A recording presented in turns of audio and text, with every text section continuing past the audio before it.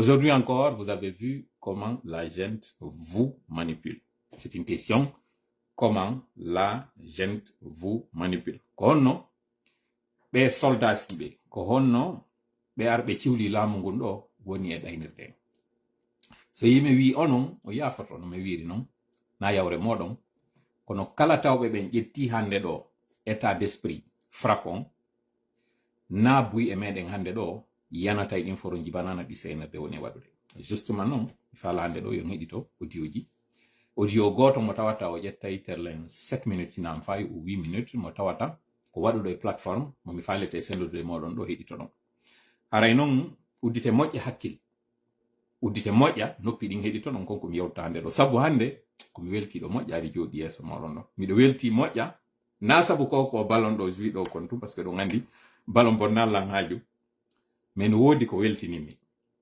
ko tawata na hande ɗo wawa ton famude kon ɗo weltinimi, kono faame tun ɗo wawi jangude hay ka yeeso an komi weltiɗo jooɗi yeeso moɗon ɗo hande. Mi faltino wadde o live ɗo hande mi jala face A face B, kono il faut pas vendre la peau de l'ours avant de l'avoir tué. Wota yeeyo guri kullingi ɗo ya yeeyo ɗo ya warude ngi taw accu taw ha teɗoɗa ngi, sa teɓi kingi andi kono ngi wayi si on tuma noon fuɗɗoɗa hottade coggu e maggi. Donc haray ko ɗum ɗon e par modestie haɗi mi yeeto on kon ɗum woni fof komi welti kon, kono fellite tun goɗɗum no fokkiti ɗo, goɗɗum no arde ɗo mi fala noon yo heɗite ɗo parce que woɓɓe moɗon hino yiide ko senerde woni e wadde e yaasi ɗo. Mi fala vraiment concentrade moƴƴa e o live ɗo, kono ça va être très difficile hande ɗo e mono concentré o live ɗo mi wona sérieux e makko, c'est très difficile. Kono famelan mi wi aali on hande hote yam walɗon ɗan ɗon jonkon haajuji mummurandu landi, kono mi fala yon heɗi to moƴƴa hande gundowo komi woni on e yaltinande ɗo ɗi senerde woni e soñjirde woɓɓe moɗon andi si bare fuuyi ko baɓɓandu nangata ɗum andi kon ɗum woni fuuyugol bare ko tuma tawi a yehi a tanike ɓe hokkima ndu ɓe jonnama ndu adda annun ko a wañowo ko ƴettirɗa ndu ɗo ko fii ko elta yaha wañoya heɓa ko nanganama ton wano gi'i sari e ko nandite muɗum heɓa ko waɗa maafe ma ko ɓuri fanɗude kon yo taw e kulle arata nata ka galle ma e wano wuyɓe e ko nandite muɗum. Nduɗo bareru ƴetta ndu naɓa ndu fiyo ndu elte ndu fuuyiroma ko ɗum woni eltugol ngol ronka ndu moƴƴinde. Hande kadi tawa si ndu nanni tawi to finkari ko ndu dogu ndu ya ndu suuɗo ka nder suudu, si tawi ndu yalti ndu heɓi ka weltini ndu nanga jokkugol ɓawo biti ma ɗum baɓɓa ko ɗum woni bayre tuma ndu fuuyi ko ɗum ndu waɗata. Heureusement pour nous, malheureusement pour le CNRD ko bare fuuyuɗi ɓe wondi e mum hande ɗo. Fino yon faamo moƴƴa ɓe balɗe feƴƴuɗe ɗo o yi polémique wi waɗi ɗo sengo labe ka yiwɗon tournoi no waɗi mo tawata mi wolino fiyon tournoi mi fewti woɓɓe go minni kala tawtuɗo on tournoi ya andu a tawti konko tawata tuninde, kala tawtuɗo on tournoi ya andu a jamfike,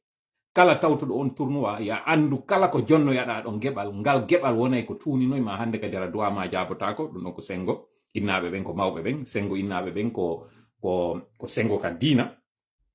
wontiɓe ɓen kadi sengo ka dawla ya andu nde no huuɗe kuddininde ndi fokkitana senerde o yo andu a heɓay geɓal maɗa. Ɗum ɗo mi wowlino ɗum heɓino wano terle lebbi ɗiɗi sinami fayo si ɓurani,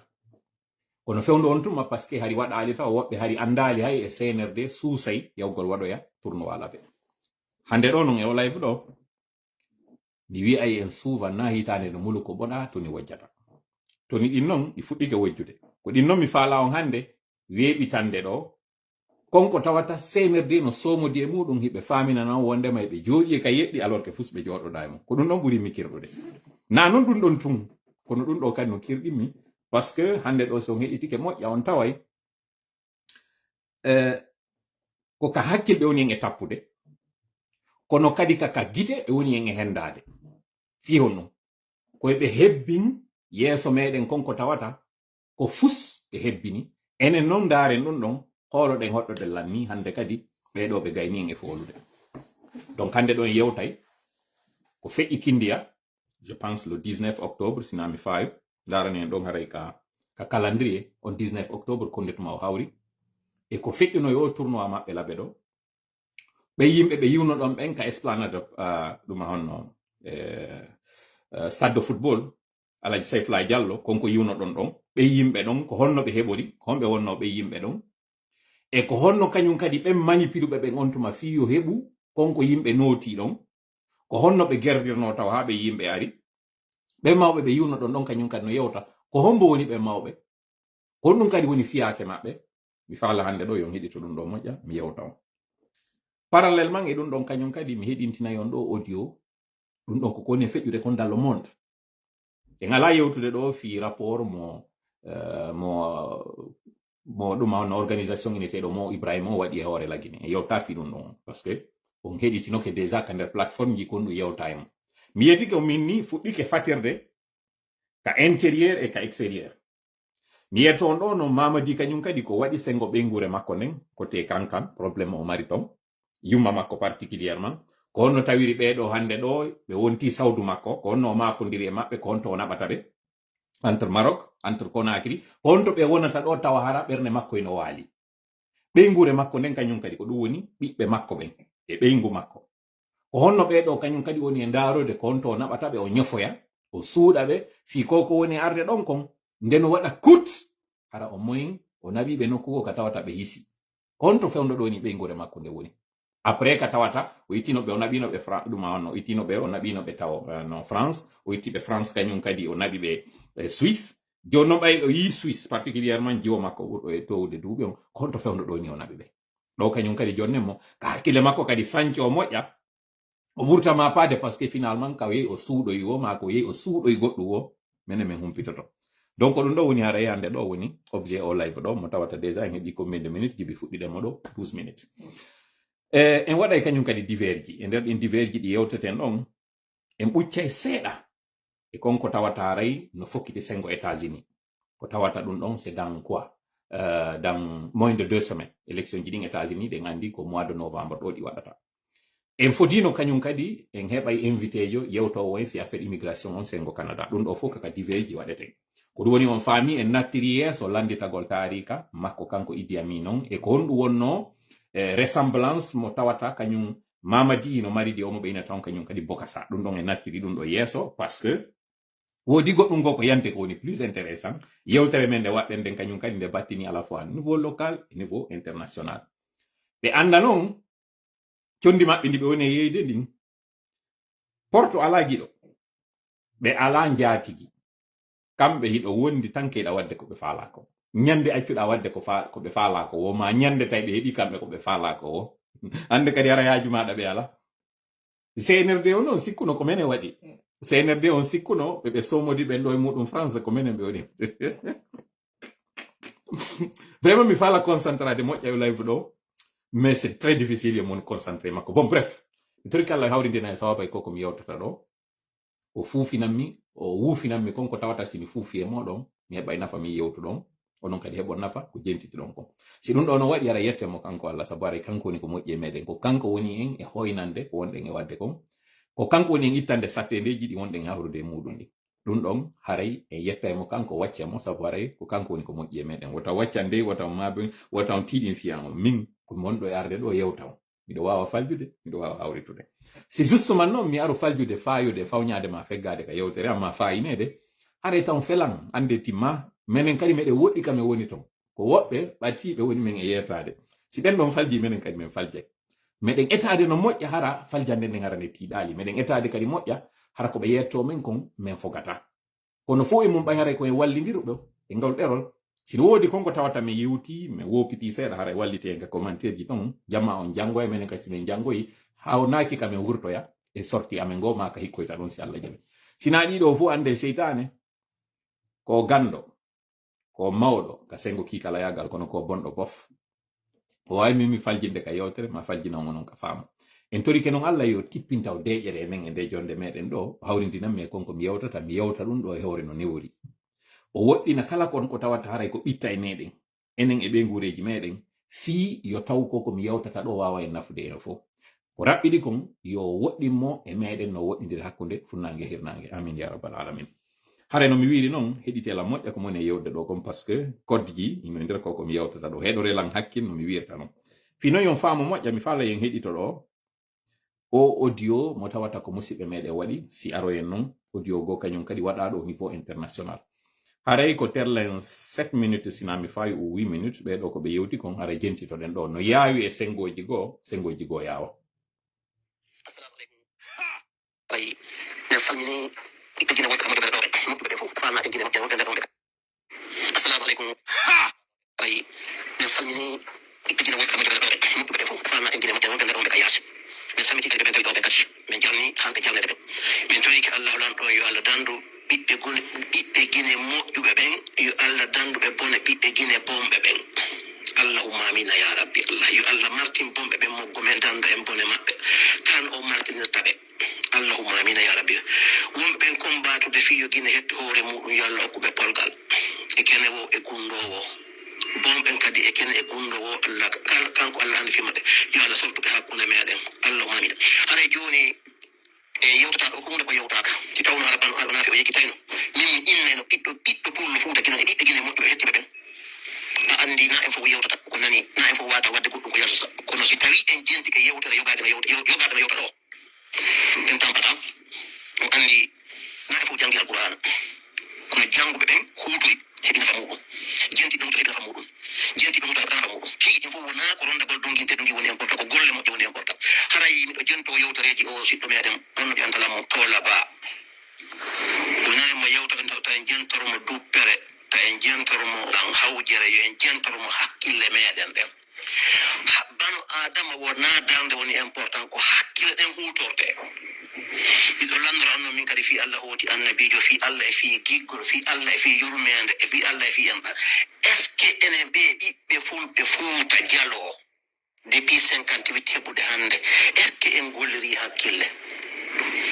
joni si en gollirat hakkille est ce que eɗen jentade ɓe marɓe hakkille meɗen faalaɓe findinde hakkille men ɗen fiyon ƴiw e koko wonɗen ɗo est ce que ɗen jaɓde ɗum ko hakkille ta en yewtama yewtande hara en wawama ko majji e ladde tawi jiɓoɗa on to yarata joɗna hakkille ma e joɗɗan ko nguutu ndaara ko honɗum ɓurma moƴƴande e ko honɗum nafde e ko honɗum waɗɗa nafuma e ko honɗum waɗɗa lorruma est ce que enen eɗen jentade ɗum yiɗa ɗaktude ɗum ɗon ngare fi Allah ɗi vidéo ji addaɗi ɗo ɗe kañum jon wayen to hakkude mamum laɓe dala ɓaɗita annatandam mi pengani en ɗo commentaire mo musidɓe me wiyeteɓe i Diallo Ibrahima Kan Sangi a waɗi commentaire par rapport à une rumeur mo tawata o rumeur no circulde ɗe balɗe ɗo ɗiɗi mi yeggitayno o point ɗo joni dans les divers permettollan ɗo mi waɗa sortie de piste rapide CNRD ko manipulateur o yii fewno ɗo maître Yomba ko woni e wiide tumbayno nawni moƴƴa ka woni ka maison centrale mi anda ko woni e feƴƴude ka maison centrale pour être franc envers vous mi anda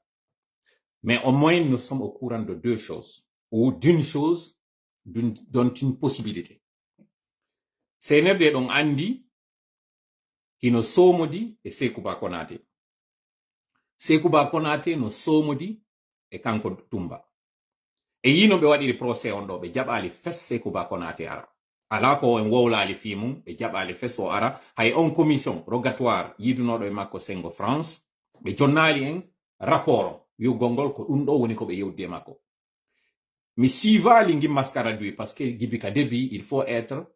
cohérent c'est à dire ko wiwɗa kon waɗa ha yaltoya mi heɓali on journée mo mi wawi suivre o procès ɗo ko innete ɗum ɗo mi suivi si mi yi kadi goɗɗo eno commenti fi mum mi ignora woni fes mi feƴƴa donc mi anda sentence on si woduno ka juge on Ibrahima Sori Tunkara o yewti fi makko kanko Tumba honno Sékouba Konaté mi anda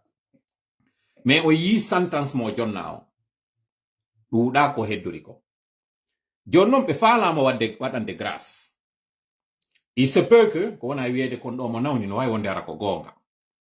e keɓay tum ɓe gayni hutorde mo hande kadi ɓe yi o créyi parti woɓɓe créyi parti e inde makko kono anduɓe ɓe no andi kon no fi affaire on parti créé andi toon noon komin attino yaltude wowla ɗum ɗo dans les réseaux sociaux que parti politique créyama e inde makko kanko ko ɓe habbi wo ko officialise gongol anduɓe ɓen ino andi fewdo mi wolno fi mum no tawa e muɗum wiyete ɓen ɗo Alpha Oumar Bari sengo bisikrima ɗum ɗo c'est juste entre parenthèse mi woni waɗinde ɗum ɗo si tawi noon hande kadi ɓe andi par ce que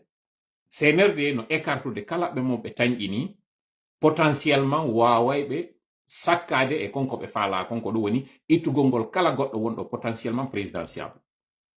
eɓe andi ka manipulation tumba yimɓe ɓen kellannomo ɗo e saay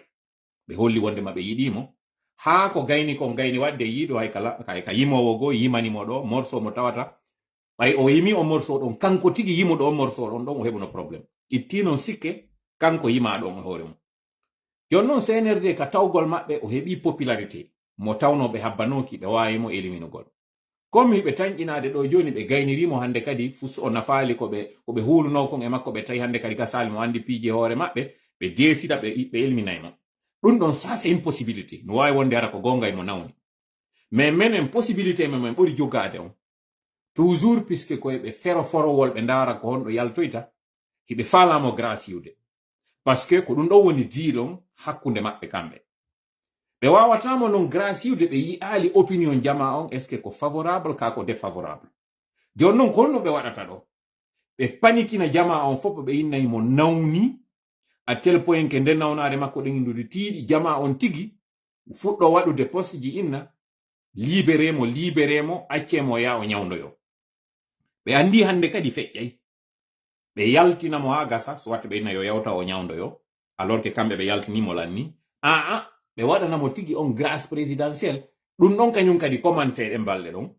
ɓe ndaara si ɓe récupéray ɗon sengo ɓe wontirɓe ɓen ɗon andi ko wasolonkeje woni mo kanko Tumba Jakite ɓe ndaara ɗon kañum kadi ɓen sooriɓe tawnoɓe ino yiɗimo par ce que mo yiɗa o sendolar men no woodi ɓen yiɗuɓe mo no wondir noon no woodi ɓen añuɓe mo joni noon puisque naaɓe monin fo ancien militaire ɓe ɓen ɓe yaltina oɗo ha gasa si ɓe grâce yimo à savoir ɓe ina gongi mo nawni moƴƴa ka makko on ino nécessite ko inete kon cas humanitaire donc yo président on grâce yimo ɓen andi grâce présidentielle wawi intervenir normalement fi kala yi grâce yeɓe alors que ɓe gaynali épuise de recours ji ɗin fof yo taw on tigi condamnama woni condamnation définitive c'est à dire on tigi épuise recours ji ɗin fop y compris hay cour suprême on o contacti o waɗi cour d'appel fop hande kadi noon président on ko ɗon intervenanta mo mari on pouvoir ɗon grâce yugol on mo faala si tawi noon kono ɓe waɗino taw hollama wondema himo nawni yeri yiɗuɓe mo e ɓen tawɓe no hittini fi makko yiɗum ɗon poste ji waɗama ɗen balɗe ɗon ɗum ɗon commantama no welani ɓe fi no ɓe signiroya ɗum ɗon donc wonɓe wiide ɓen ɗo on rumeur wondema o maayi ka nder kaso ton heureusement onon tigi on wi'i ko rumeur wonɗo wolde fimo on nani avocat makko on ko yewti fi makko on wi'ama wondema ko wargol ma ngol c'est programme iɗen anditi e sayi on avocat jo ɗon tigi wiwno wondema ko parce que ko médecin jo ko kanko tigi woni e ñawdude hoore makko te tekki makko ɗin faalama yaltude ko kanko woni ko haɓɓiti hunde kaari ko dadorgol o waɗi ko ɗum ɗo e ɗum ɗo sina ɗum te tekki makko ɗin harayno ɗi yaltino e kene finalement kono e yiwno mo ka waɗi o dari ka barowal ɗo ka est ce que on yii e makko ko nanditi wasi ko nawnonoɗo donc wattane yila moƴƴa woto on wiyano e ngi manipulation wi jokke hajuji moɗon heɗi to ɗon ko woni arde ko CNRD no ɗaɓɓude ka weddintina jama on wata on weddintin hoore men ɓuri ko weddintina ɗon kon ha hewti ɗo donc terlen ɗon ko ɗum ɗo yafotoɗolan ko mi yeggitayno mi yewtata on fimum wata on commentu fimum woni gonga woni fenade doit ka intérêt si tawi no woodi wonɓe ka kaso fop hande ɗo ni guinéen fop no nawni si goɗɗo no doit graciyede ko fop doit graciyede ka sori no waali ka waali ɗon honno comment j'appelle oya honno Diané no nawni ka nawni ɗon Bill Gates silla o heɓino hay non lieu ma ɗum innama yo libéré han joni ɓeɗo CNRD no jogiiɓe ka jogii ko honno noon CNRD kañum accitirtamo kanko ɗo tuntumba acci haray luttuɓen ɗo donc terlen ɗon ko ɗum ɗon marno komi yerta en ɗo yafaɗolam mi arta noon joni e affaire o audio mo mi faala yon heɗito ɗo ko ɓe tawatam yewtidale muɗum moƴƴa ɗo kono mi faala yon heɗito yewtere nde ɓe yewtinen par ce que ko nde ɗo fokkitirten révélation ji ɗi min mari ɗi min waɗanta on ɗin ɗo par rapport e ko honno CNRD woni e waɗirde ngi mobilisation wi maɓɓe e ko honɗum kañum kadi ɓe wonɓe yaltude wowla e inde CNRD ko honɓe woni ɓen ko honɗum kadi woni deal ko ɓe mari di en passant o yiiɗo o signi décret ji ka o noomi woɓɓe ka ministère des finances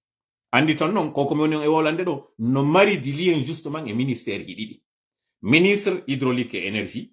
ministère de l'économie et de finance ɗi révélation ji ɗi mari ɗi mi yewtata on ɗo ɓen tawɓe CNRD no gollitorde tawɓe ko ɓiɓɓe fuuta wonɓe ɗaɓɓude geɓe ma ɓe tawata geɓe ɗen hikkike yeeso ɓe yewtiri ɓaawo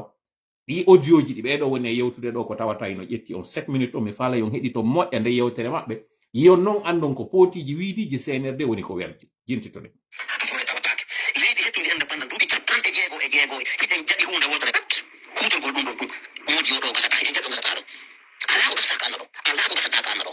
ɗum ta gasata ka anna ɗo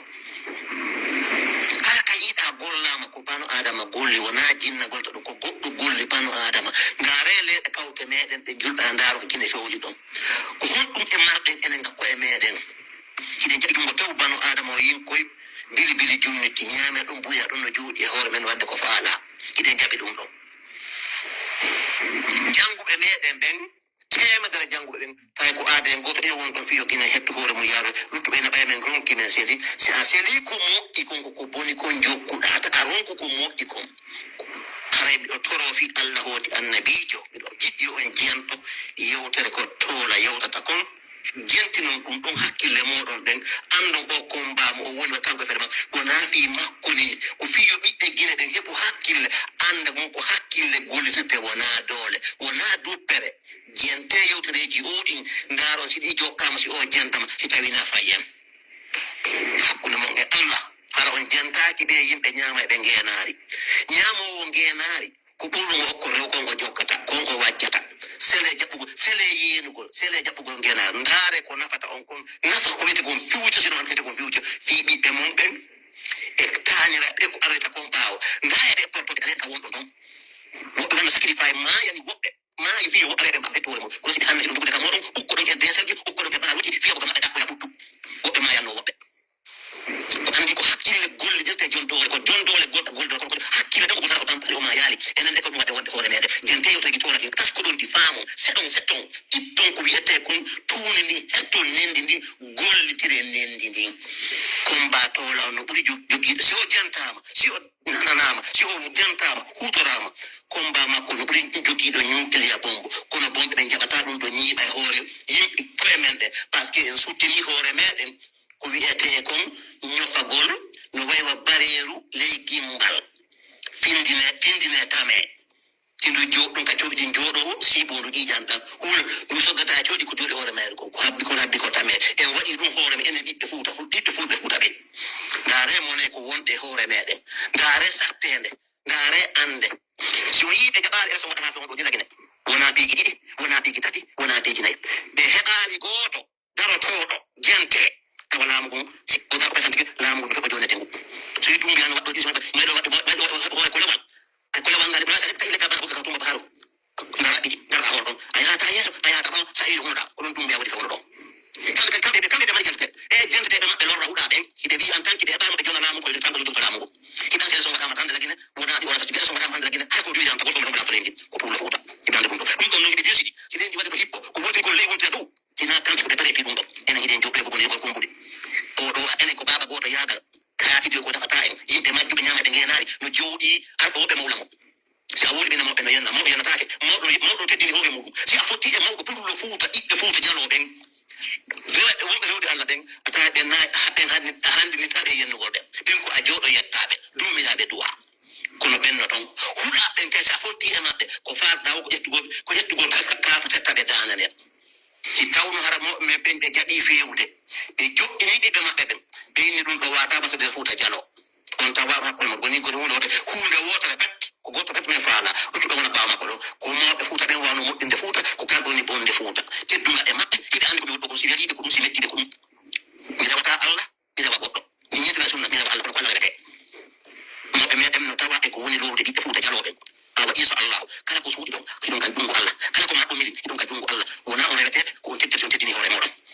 haray ko koni wadde ɓiɓɓe lagine ɓe ande ko nene ko on baaba Allah nanga on fi mum par ce que no farli on ko andi ɓiɓɓe mum ɓen sey gonga on mawɓe mon ɓen ɓe wona ɗen no lewrude ɗen fenade mon ɗeni fenade jaɓo ngenari imamu ɓen no piɗa fi jami uji fi jeɓɓe mo alaɓe ko sakataɓe say ko men yidete yiide mo jaɓe ɗon on jawle waron ɓiɓɓe moɗon ɓen fi saku maaro donc ɓiɓɓe mon ɓen fi saku maaro gasto ɓiɓɓe maɓe kella non goɗɗo awa on sensidiri saku kange moɗon e saku ndondi yakka seede moɗon ta on mayata on hettali malga tawa yeeso moɗon haray ɗittatola yo toloma Allah ko joni on yo Allah ɓantu fima an e deyol mango e goro mango yo Allah hebbin fiyama aka suudul ɓiɓɓe fuuta lagine e ɓiɓɓe lagine ɓe fof mawɓe fam femo marɗa o Allah kombama o Allah holla emo laati e gongam meɗen ya rabbi Allah ta huɗu Allah hulan ɗon kadi waɗe ko haalɗa kadi ya yeeso Allah batte kadi jokkini ko gonga jokkuɗa yo Allah ɓantu fima kala nafma guite bonɗe mi toyi Allah fulmo fitade kala miijo ma bone yo Allah kono on jaɓa makko dande dengol ma yo Allah ɓantu fima e fete ma ya rabbi Allah o tala ko faɗa ko hara ita gona ita jamma to do anon ita marko ba wonɗo ɓe tanede kadi andu waji maɗo ko jaɓa ko ba wonɗo mata fi gonga Allah no wondi e moƴƴina ɓeni ta hulu ta mako ita wondi Allah yo Allah ɓantu fima ya rabbi Allah assalamu aleykum wa rahmatullahi wa barakatuh waaleykum salam wa rahmatullahi wa barakatuh waaleykum salam wa rahmatullahi wa barakatuh oustaz Ɓuriya Diallo mi yetti on ba e on heɗitike o audio ɓeɗo yafoɗon ɗo noon ko yaawi mi weltano oustaz Ɓuriya mi yi vidéo maɓɓe mo ɓe yewti fi conflit wonɗo e wadde o Moyen-Orient hakkude Palestine e Israël mi torike on mi rerɗini on moƴƴa yon senotiron nde yewtere nde ɓe waɗi ɗon fi konko fewndi kon donc parce que usta ɓuri ano waɗande fewndo golle ɗe tawata hiɗen hatojini ɗe moƴƴa kon ɗum woni ɗum c'est vrai hiɓe ƴettude kamɓe kadi conkenje no menen woni may ƴettirde noon conkenje alhamdulillah na minen tu wona fournede kaaƴe hande ɗo kamɓe kadi ɓe tawa kono no woniri noon kamɓe kadi ɓe mari on audience mo tawata ɓe yewtay ɓe hulata kañum kadi yewtugol gonga on ɓe yewtay kañum kadi yimɓe ɓen ko nafata ɓe ko naa ko ɓe yiɗinangol kon mi rerɗini on yahe moƴƴa ndaron ko ɓe woni e yewtude kon sengo bange koko foni e feƴƴude ɗo ni ka conflit ɗon e figurez vous ino tawa e plan momin jogui on fewnɗo ka frappe yiltitanagol on ka daƴƴere o conflit wonɗo ɗo ni daƴƴere makko ndin tigi fi o sionisme yo heɓu doole net no tawa e muɗum i année des indépendances 1960 rôle mo Angleterre Israël e France e États-Unis e alliéɓe maɓɓe goo waɗi sengo Afrique on ton andi ton noon ndi leydi ndi ɓe jonnaɗo Palestine ɓe jonnano nun geɓal ko tawata koye nder Afrique ɗum dowano tawede woɓɓe hay e wi Fuuta no tawano e ɗen leyɗe ɗe ɓe sutinanano yoɓe yaw e mum justement noon kala faalaɗo humpitade en attendant yo min aro avec plus de détail ko on to woni hay fuɗɗode nden tigi parce que mi yi kamɓe kaka affaire sionisme kamɓe ɓe fuɗɗi yewtere nden origine on imo woni plus profonde que ça kono au moins so ndaari kamɓe ko ɓe yewti ɗon kon on heɓay laawol ngol ngol raɓɓiɗani men hannde kadi ka yewtoygol ɗum ɗo c'était en passant on nani yewtere ɓe mawɓe ɗo ɓe tawatana mawɓe mi waɗaɓe ɗo ko ɓe mawɓe ko makko baaɓe alhamdulillah rabbil alamina ko sifa ɗum ɗo mi wonno yewtude ɗo gibi heɓi ɗo joni fayda hitande parce que fewndo men fuɗɗi ɗo yewtude fi coordination mo tawata on yiiɗo ko woni e feƴƴude kon dalaba min fuɗɗi on kadi yewtude fi sengo alma mako ngu ko tawata ɗum ɗo e ɗon andi gibi ado kañum alaji banoɓe fatade taw ha kaɓe feƴƴini ɗon e affaire kala ko innete kon sengo Fuuta min yewtino ɗum ɗo ha aroy kadi ganin ɗo fewndo kaɓe joƴƴinta ɗo kañum kaɓe taranta ɗo kañum alaji ceerno Abdoulkadir Jonfo e yo Allah ɓoynoɓe e nder cellal en yiiɗon kañum kadi kon ɗum feƴƴuno sengo laɓe woɓɓe on tuma feluno inni a toola a wowli ɗin ɗi tawata men falno kay a wowlu a teddinali mawɓe meɗen ɓen a waɗi ɗum ɗo fo ɗon andi min ndem ɗo ara yewta goɗɗum mi yewta e woni konko tawata kon sifano ustad ɓuri a warrata ɗo mi yewta e woni konko tawata kon min ɓendini hakkille muɗum min yiɗi min tañƴinike min faljaali min yewta hande kadi menen komin responsable konko min yewti ɗon no yimɓe ɓen ƴettitirta ɗum ɗon na min responsable ballir yotti ko ɗum menen min ɗumanna min innaka koye min aru min doola on min inna konko min yewti ɗo ko ɗum ɗo woni gonga on ko ma jokkon min ala ɗum ɗon no woniri noon nelaɓe ɓen tigi ɓe doolanoka ɓe innanoka ɓe waɗɗinanoka tawgol ngol ko kamɓe fewnata ko ɓe waɗɗinano ko yottingol ngol ko ɗum waɗi si ɓe yottini ɓe landita to Allah ene mi yottini wono nelaɗo meɗo Muhammad sallallahu alaihi wasallam ɓe landino ene mi yottini Allah wi a yottini si tawno gibi on tuma en fewtinno hakkille konko min wonno yewtude elaji goɗi waɗatano kono ɗum ɗo gayni waɗude feƴƴi en yiltotako e muɗum kono yewten fi ko fewndi ɗo kon hande ɗo mi duwanike ɓe ɗo moƴƴa noon ɗi duwaji ɗi ɓe waɗi ɗo mi weltanike ɓe konko tawata koye nder plateforme ɓe waɗi ɓe fewtini hakkille yimɓe ɓen e konko toola woni e yewtude mi précisa ɗo noon wondema na toola woni konko yewti ɗon na toola tum ko toola woni ko nanira nde yewtere kono nde yewtere ko ɓendinande e juuɗe moko baaɓe tawɓe ɓe humpitike goɗɗi goɓe addani men ɓe inni ɗiɗo yewti e fi majji ado ɗi waɗude ko ɗum waɗi si tawi toola no arde yewtani miɗo andi noon woɓɓe goo inna e wota goɗɗo gollir jungo ma ngon nangugol mboddi ivoirien ɓe ɓen inna wota accu goɗɗo ƴakka ñamakuje mum ɗen ka karawo maɗa ɗum no fof no wowlede kono en fof en wawata wowlude haala wota kan no woni noon en fof no ɓeɗo holliri noon en jonnaka nden feere argol yewta jama on fof o yingal gangunal ngal mi jooɗi ɗo alhamdulillah rabbil alamina guluji yimɓe no ndaarode lan ɗo ni guluji kadi heɗitoy to enen wonɓe ndaarde ɓe ɓen fof Allah ino bagori on en fof ɗum ɗo o way awa si tawi no woodi menen ɓen tawɓe on hikkinimen sengo ɗo on jonnimen ngal teddungal ɗo maɗum on halfinimen ɗum ɗo si min yewti wattana yila e muɗum ellaji goo waɗata justement noon fi watta en majjir o yi ko feƴƴi ɗo kollaɓe ka tawata o nani kadi woɓɓe goo ko yewti kon ɗum noon hanuɗon famugol e ɗum kon ɗum feƴƴi ɗon e ko feƴƴi kadi kindiya taw ɗo kon ɗum CNRD waɗi ko tournoi kadi ɓe organise sengo ɗon on tournoi mo tawata kala jannowo e l'école directeur censeur proviseur et enseignant waɗina tawgol ngol koye ɓe addu jangoɓe ɓen ɓe ɓornina ɓe kadi uniforme ji ɗin uniforme ji yo tawaray wasi ko mayo ballon fiyo ɓe ar ɓe tawe ɗin tournois ji non ɓe oblige woɓɓe go kañum kadi ɓornagol ɗin conci tawoji hara ko konci écolier fi tun yo image ji ɗin heew enen noon tawɓe ɓen duuɓi ɗin towa en andali laamu seeku ngun en andata ɗum ɗo kon ɗum firi seeku wari ko ni wondirno e jama o yiɗuɗa añuɗa hay a fermay boutique ma fi jaɓɓagol mo kanko seeku yiɗuɗa añuɗa hino way warali otowal ma dogata ñande inna jaɓɓo ino woodi yiɗuɗa añuɗa si nodditama hay remowo on o yiway ka ngesa makko imo ara o tawe notagol ngol hay si non ina vote o no woni non on tuma hari ko parti unique élection hari fusnafa ko ɗon CNRD faala en artirde joni noon kamɓe ɓe andi ɓe yiɗaka kono ko ma ɓe gollitira konko tawata ka opinion international koye ɓe holluɓe ɓe holla kadi kala ɓen ɓe taw ɓe yitaw ɗo ɓe ɗaninino radio ji ɗin lande ɗo wonɓe ɓen fewndo ɗo lagine yoɓe yeeto on si ɓe andi ko on ɗon fewndi hay ka nokkure nde ɓe woni ɗon nden saare hoɗo ngo ɓe wonno wano labe ɗo par exemple a landoto wonɗo labe ko on ɗon fewndi labe tawa o anda landoɗa wonɗo pita ko on ɗon fewndi pita tawa o anda landoɗa wonɗo kankan ko on ɗum woni fewndi kankan tawa o anda fi hon ɗum ɓe waɗino hannde ɗo kala ɗi radio ji wawoji humpitewde en non en temps réel tawa fof ino siwide ɓe waɗi ɗiɗo hannde kadi ɗiɗanike ko ella men en fo ko enen fof kadi waɗɗi wurtugol ɗum ɗo ado lawade lawaki taw ɓe waɗi kadi hannde ɗo ko ɓen ko ɓe faala kon e ɓen ɓe faala yewtata kon ko ɓe faala kon ɗum ɗo fof ko on ɗum woni ko ɓe huuli kon ko yo taw hakkille meɗen ɗen ko konko ɓe fewtini en e mum ko ɗum ɗon tun hakkille meɗen ɗe yata e mum justement noon ko wonɗum ɓe faala fewtinde hakkille meɗen ɗin e mum ko wondema ɓe gayni huɓindade leydi ndin hande kadi yiɗa aña ko kamɓe gollidete e muɗum yiɗa aña hay goto ala ommo hikko yafede yafe ko téléphone o woni plantade ɗo o juina konko tawata ina hannoɗo juingol mi anda sim ɗannintamo taw ɗo en attendant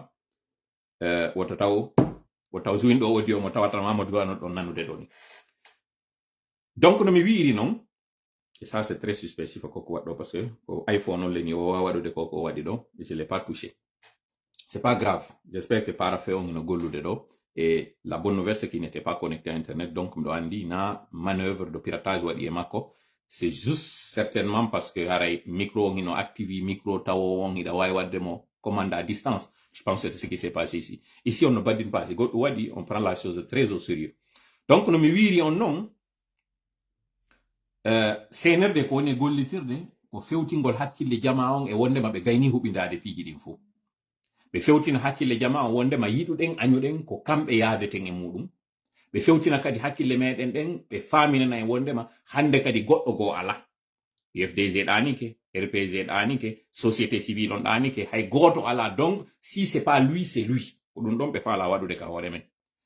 kono ɗum ɗo ko enen lagine on ɓe woni waɗde ɗum hiɓe hato jini kadi e communauté international on yo yiyamɓe ɗum ɗo wona awa ha ɓe huɓidike leydi ndin ɗo donc kino dit rien consent fo tawtiɓe ko ɓe woni kon e muɗum ɓay noon communauté international on naka gonga woni ɗon ɓe woni kaka ɓutto on waɗata ɗon ko ɗum ɗon ɓe dartanta ko toña ɗon ko ɓe dartanto ko jogiiɗo doole on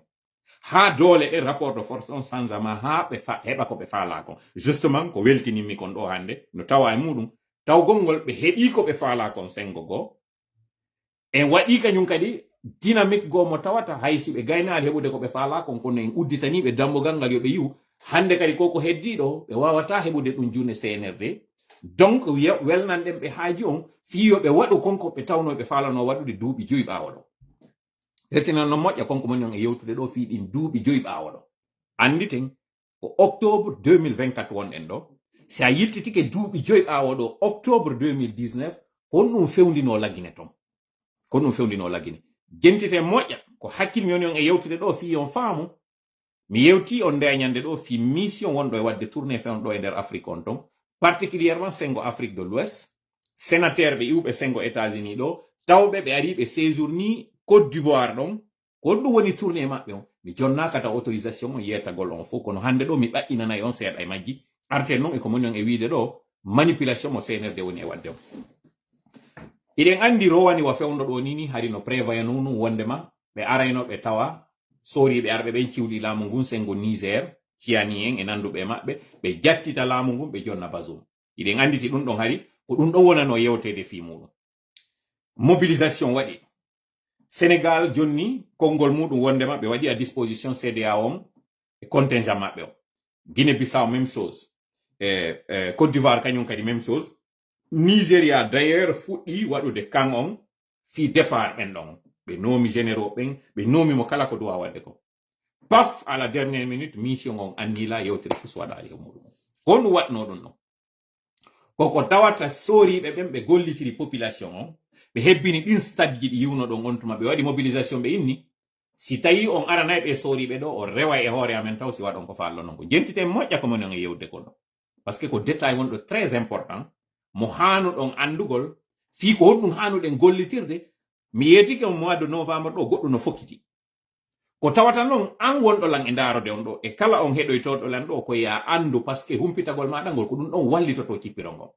senerde no gerde hara on humpitaki ko fewndi kon. senerde hino tappude on ka ko'e ko ɗum waɗi siwɗen ɗo comment la gente vous manipule e wiyali comment la gente nous manipule hara menen meɗen tawa par ce que menen mi woni hande kadi ɗin bête noire ji maɓɓe mi woni hande kadi ɓemɓe ɓe woni e gerdude muɗum ɓe tawata taho e bawgal Allah ɓe wawali men taw woni ka sodugol woni ka gollirgol ka technologie ji woni kala ko ɓe woni e waɗude hay golle ɓale ɗum ɗon fof ɓe waɗude fi wawgol ɗanningol men. Allah ka nder bawgal makko ton ko kanko woni ko sakki ɗum ɗo wawa laata taw na doole am. Justement non ɓe faala communauté internationale on no doit wadde régie, c'est à dire ndartugol transition on ka yewtano kon duuɓi ɗiɗi ɓaawo ɗo ko honto fewnda. Si ɓe ndaari ɓe tawi jama on fof hino tawti ɓe ɗo no Niger tawtirno non CNP kako ɗuma honno ko CNSP arnoɓen ton hande kadi ɓe innayi ɓay tun hiɗon jaɓi min arata e nden ɓe ngure nde tawata no deƴƴi argol solon ari wo ka tawata faabo hu'ama. Si tawi noon faabo hu'aka ko ɗum woni hiɗon jaɓi hiɗon nantodire maɓɓe par ce que kamɓe ko ɗum ɓe yeeti communauté international o wondema communauté international o no weltori la Guinée no weltori ɓe fo hino ɓutti donc tout va bien circuler y a rien à voir. Justement noon ko honɗum kadi ɓe woni e waɗude ko hollugol noon joni ka opinion national arten ɗon taw wondema ka sikkano ɗon wondema CNRD ala soutien.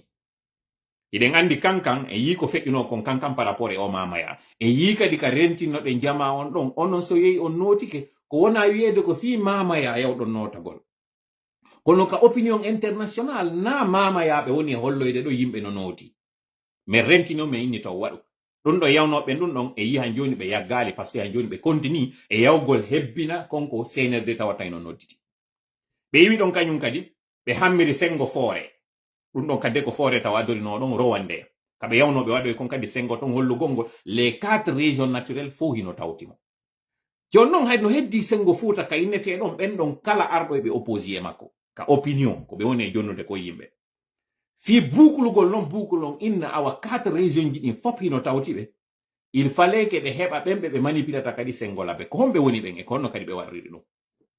Mi jonnata inde neɗɗo on hande ɗo kono on fopi ɗon andi mo on waɗanoɗo nomaɗo intérim e ministère en attendant yo décret go waɗu mo tawata oɗo ko jeeyaɗo sengo Fuuta on ton et particulièrement sengo labernin ton mo mari ton ɓen ɓe o sikkiti miɗo andi woɓɓe ƴettiri murandum ka woni wiide ko hawre hakkunde Pita e Labe bawurinomama premier ministre donc si fulɓe ɓe jaɓi e hoore ko CNRD wona cippirede ɗo fo jaɓugol nomede tawa komo Pita jaɓata on primature Pita janfike donc ko non acci janfade menen kadi pourquoi pas alors que non message mo ɓe nabi on la manipulation ko wiugol onon Pita onon telimile onon koyin ko weli fi konko raɓɓiɗi kon honno wakkirorɗo wallitagol seddudale tawɗo komo Labe mo tawata Labe tigi tawtamo eɗen anditi mouvement Jokken Alpha ko Labe créano on mo tawata Labe o laamike duuɓi 10 o waɗanali fus Labe o dankaki mawɓe Labe ɓen warin hay debbo mo jombi on komo mamon ko ɗum woni o haajaka fus e Labe onon ko honno tawata on waaway supportude oɗo alors que ko Labe sakkiti supportugol mon kan haala ɗon ka yewtama e nder ɗi duuɓi feƴƴuɗi ɗo yehi haɓe tawi ɗum ɗo wawali folinde jama on ka hakkille haɓe naɓe yiltoto ɓaawo selludale par ce que message on non ko honno Fuuta fo hino tambi goɗɗo mo tawata hoɗo makko ngon tambaki mo ene ose on jangata e ɗum ɗo andon si tawi yimɓe goɗɗo ɓe yiɗali mo tigi tambaki mo seke na wonɗo e gonga jon noon ɓe yiltitoyi non ka 2024 ɗo ɓe noomi on mo tawata mo ɓe fokkituno nomugol on ɗum komo labe goo kañum kadi sodnajo mo tawata kanko ka yugol makko jamfa senerde on o jaɓaari mo pita goo kañum kadi sutinana o jaɓaari ɓe ndaari on mo tawata on ɗon no maridi hawre e UFDG no maridi hawre e kañum selludalen no maridi hawre e fuuta tigi tigi wiwgol makko wondema fuuta bamba ni goɗɗo e hoore makko alors que ko kanko marno gonga on mo tawata sur le plan politique o gayniyari ɗanade fes himo ɗaɓɓude noon mo immitora ɓe ƴettimo kanko Bawuri ɓe nomi on tuma mi waɗa ɗo noon pause on nani no go hermiɗo yewta ɗum ɗo naande fuɗɗi wiwgol ka Bawuri noma no wodu no ɓen contact noɓe lan tawɓe hay ko siɓɓe an inni enen kadi en heɓi premier ministre meɗen on pita wota on tambo wasi aray kamɓe ɓe yimiɗo tambi UFDG selludalen wota on tambo mo labe on mo men on nome continue en enen kadi wonugol ɓen hikkiɓe yeeso e liɓugol mo wodu no ɓen contact noɓe lan on tuma mi jentitiɓe haɓe gaynugolde ko ɓe wolta kon fop min on gayniɓe ni minni ka teddingol on ko mi wawi mi yewtata fi makko kanko Bawuri jonte ɗiɗi jonte tati jonte nayi hay esi ɗon faala mi wowta boni moƴƴi e hoore makko onon non fof fokkituɓe ɓen ɗo yawgol wallitomo on yiltitoy to arton tawtoyon men tawon ko onon falji parce que o yehi on bamboyi juuta koye Bawuri o jonnaka taw d'ailleurs primature ko hoore nden jonna koyɗe ɗen jogama koyɗe ɗen o jonna hoore nden jogita ɗum ɗo taw ko climat mo ari on o noma mo na non kanko ton premier ministre ɓe noma ɓen fof gibi beya vogi ha hewtimo kanko CNRD no jogi pouvoir ji ɗin fof wonɓe ɓen fof ka poste ji ministériel ji ko marionnette ɓe ɗum ɗo ina kanko tun watti ɗon non kanko o yeeta taw terme ji ɗin fof o accepti e wondema mo arde ko o premier ministre figurant si tawi luttuɓen sabu mbawdi ndi ɓe mari ndin hiɓe marno ka ɓe folto seeɗa kanko non o ala fus marge de manœuvre ko wata wadde goɗɗum ɗiɗi tammel muɗum ko neɗɗo mo tawata heneno e makko ko rankiniyejo tawɗo sabu ngun ngaygu ngun marani ngun alaji sellu e UFDG e fuuta ɗum ɗo wonanimo teddelde nde tawata o wawata wadde hay hunde sabu koko innete hen sino e neɗɗo o wawata wadde hay fus wonay teddele e makko wawata wadde fu sabandema ɗum ɗo o arata o waɗa goɗɗum ko tawata on wawa heɓude nafa e muɗum hay hoore makko o nafoyta ɓe sikki mi fija e woni ɓe sikki mi falju woodi woɓɓe hay e iwɓe leyɗe porto wonnoɓe mo e wallitade wonnoɓe mo e tambitade ɓe yehi lagine o andi wondema ɓe hewti ɓe tawno o échange e maɓɓe ha ɓe hewti lagine woɓɓe noddimo ha gati o landi ko numéro ma on ni ɓe gayni ɗon tun o bloqué ɓe numéro o ɓe waɗi séjour maɓɓe on ton ɓe dépensi biyeji maɓɓe avion ɓe dépensi frais ji maɓɓe hôtel woɓɓe maɓɓe tellement que taher no hooli yoɗɗi hewtay tun famodira e makko ɓe jaɓali ha yawgol ka quartier ji Conakry ɓe hoɗa ɓe jaɓali yawgol ka balliyoji ɓe jaɓali yawgol Fuuta ko kalum ɓe ari ɓe ƴetti hôtel ji hoolagol maɓɓe ko kamɓe premier ministre woni arde yiida donc koye ɓe aro ɓe prépare o conséquemment kamɓe ko balɗe ɗiɗi ɓe famotirde e makko ɓe yiltitoɓe addo e cawlo e maɓɓe koye o suuɗiɓe fes o yiidali e maɓɓe ko oɗo hande ɗo udditani bureau muɗum on ƴettani tam muɗum on ndun sogoloru tawdu ko iwndu Côte d'Ivoire ɗo ko ɗum woni yiɗanali gerto kono ino añani gerto ino yiɗanɗe gelle ɗe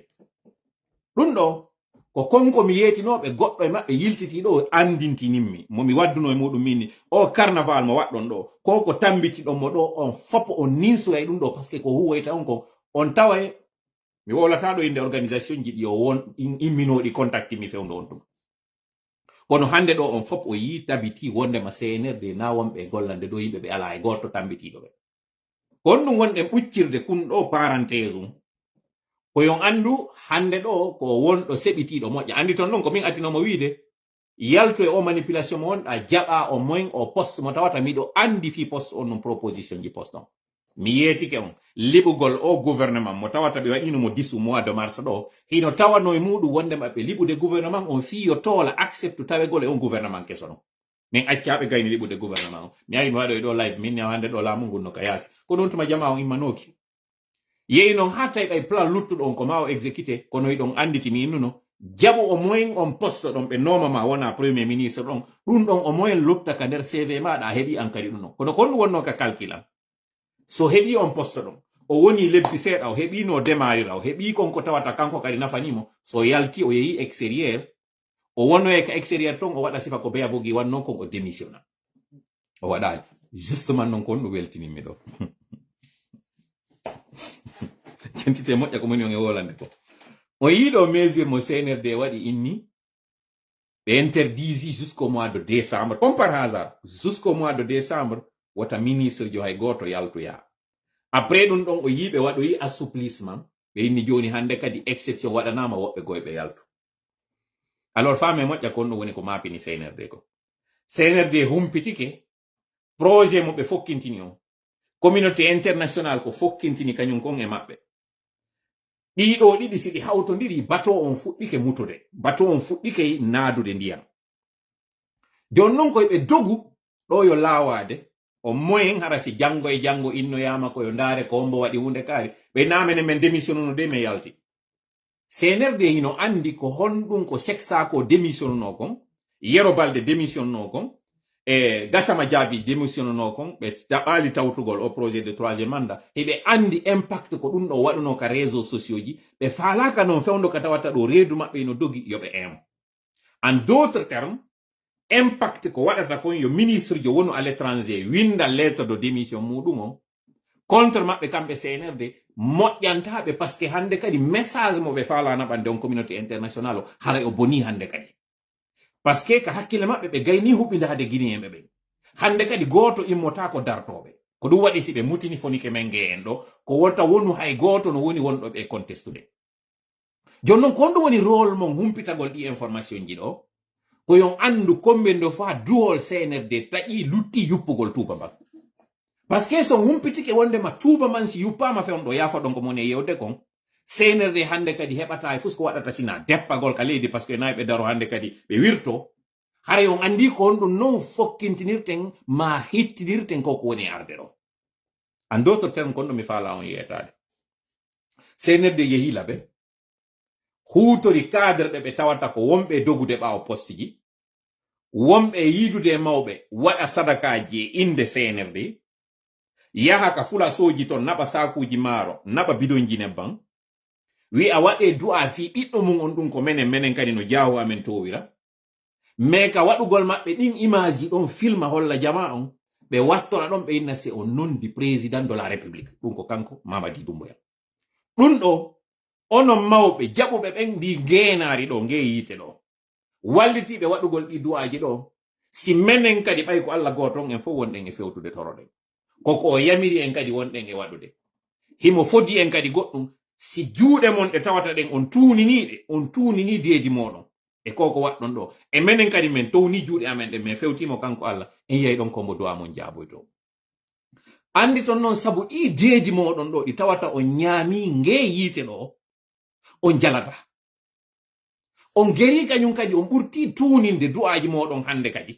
ɗi jaaboytako du'aji amen ɗin si Allah jaabiniɗi ka ɓeeɗa heɓiɓe kon onon kadi heɓay on ɗum ɗo eɗon andi ɗum ɗon on ƴetti o risque quand même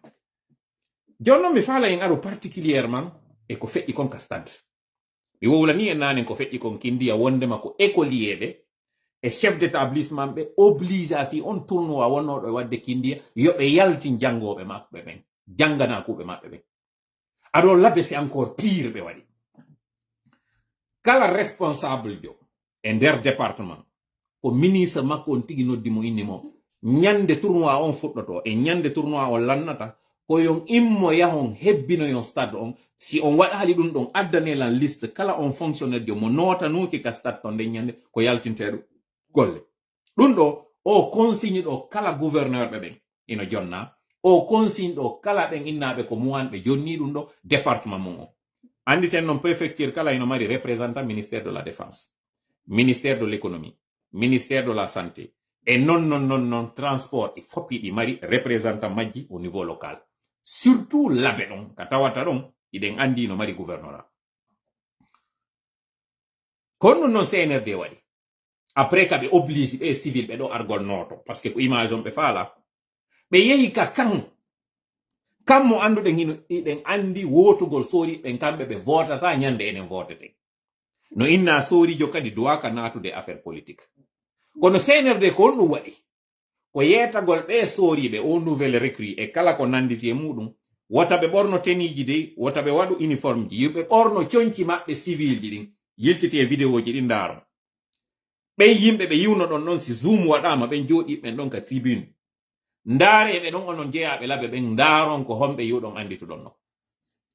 kono puisque koye image on heewu gonfle inne ɓeɗo fof ko yimɓe laɓe ni kamɓe ko ɗum ɗo ɓe haton jinnoɓe holla à la fois UFDG ɓe holla responsable ɓe UFDG ɓe o yiika wiwɗon ɗon bastion mon imprégnable minen min ariɗo mi wawi hebbinde yimɓe communauté international on kadi yiya ɗum ɗon hiɓe andi l'opposant historique ko hombo ko sellu hiɓe andi kañum kadi l'autre opposant historique ko kanko alpha ɓe yiino noon sengo ka mamaya kanko mamadi ɓay ko iwɗo kankan ɗon o ari o hebbini saare kankan nden donc ka innano ɗon ko bastion makko kanko alpha o wawi arde ɗon o efasa fi alpha o joni ko heddi labbe on ɓe yiya labbe kañum kadi heewirama non hande kadi kon ɗum innete andi jaka o ko populaire andi jaka population jaɓi o andi jaka ko inna kon sukaɓe men no arde hande kadi écarta ɓe mawɓe tawɓe funde ɓe nafaali alpha laami ke duuɓi 10 o sanzali situation yimɓe kankamɓe yimɓe hotgineɓe militant ɓe makko hunde heɓaali sellu laami ke duuɓi 11 kanko kadi mo e nder gouvernement o yiiɗoɓe foti ter ɗi duuɓi 11 o nafaali fusfuuta projet ji ɗi o réalise ɗin fof ko hotgine base guine e guine forestiére joni noon oɗo jama fuuta o yii andi jaka o gaynata sérieux sur le gâteau ko hulɗo reedu o doggi procès donc oɗo kañum kadi remplacé mo tourné page makko on yeggiten fi makko préfecture ji luttuɗi photo en fof holle on yii kaw iwi ɗon ɓeeɗo tigi yeggiti tourni page makko on allons passons à autre chose voilà message mo CNRD woni e wadde o ko ɗum no waɗi si meɗen yewtude on ɗum ɗo ko par ce que on nani mawɓe kadi no yewti discours yugol ngol gibi mamadi ari ɗo golle ɗe o waɗi ɗen kamɓe ari ɓe yaali sifa goɗɗo hayno waɗi sifa ɗo ko fléchal wonno ko naɓana ɓen taw ɓey ɗon andi mais là où c'est encore très intéressant yewtere maɓɓe ɗe en yiiɗo kaɓe holli wondema laawol labe maali ino moƴƴinede e leeluma gibi ɗin masinji yehi ɗon tambour trompette batan konto golle ɗen fewndi ɗo mi ekkutinoy on ɗo no janngo audio si Allah jaɓi ma ɗe balɗe aroje ɗo ma postano e on mo ka goɗɗo go naati e nder plateforme expliquegol on projet initialement o ha honto on projet duwano yaade ko duwanoɗo yaade ha maali daro ɗon si minnino maali yemberen ka ko hannoɗo yawde ha hewtoya Sénégal à savoir kiidugu o ɗum ɗon kañum kadi woni ko on projet ɗon lannita woni ko o projet ɗo waɗa ene ko golle maɓɓe kamɓe gouvernement o woni kaɓe waɗi ɗon kako privilège ɓe waɗani en kako faveur ɓe woni en e waɗande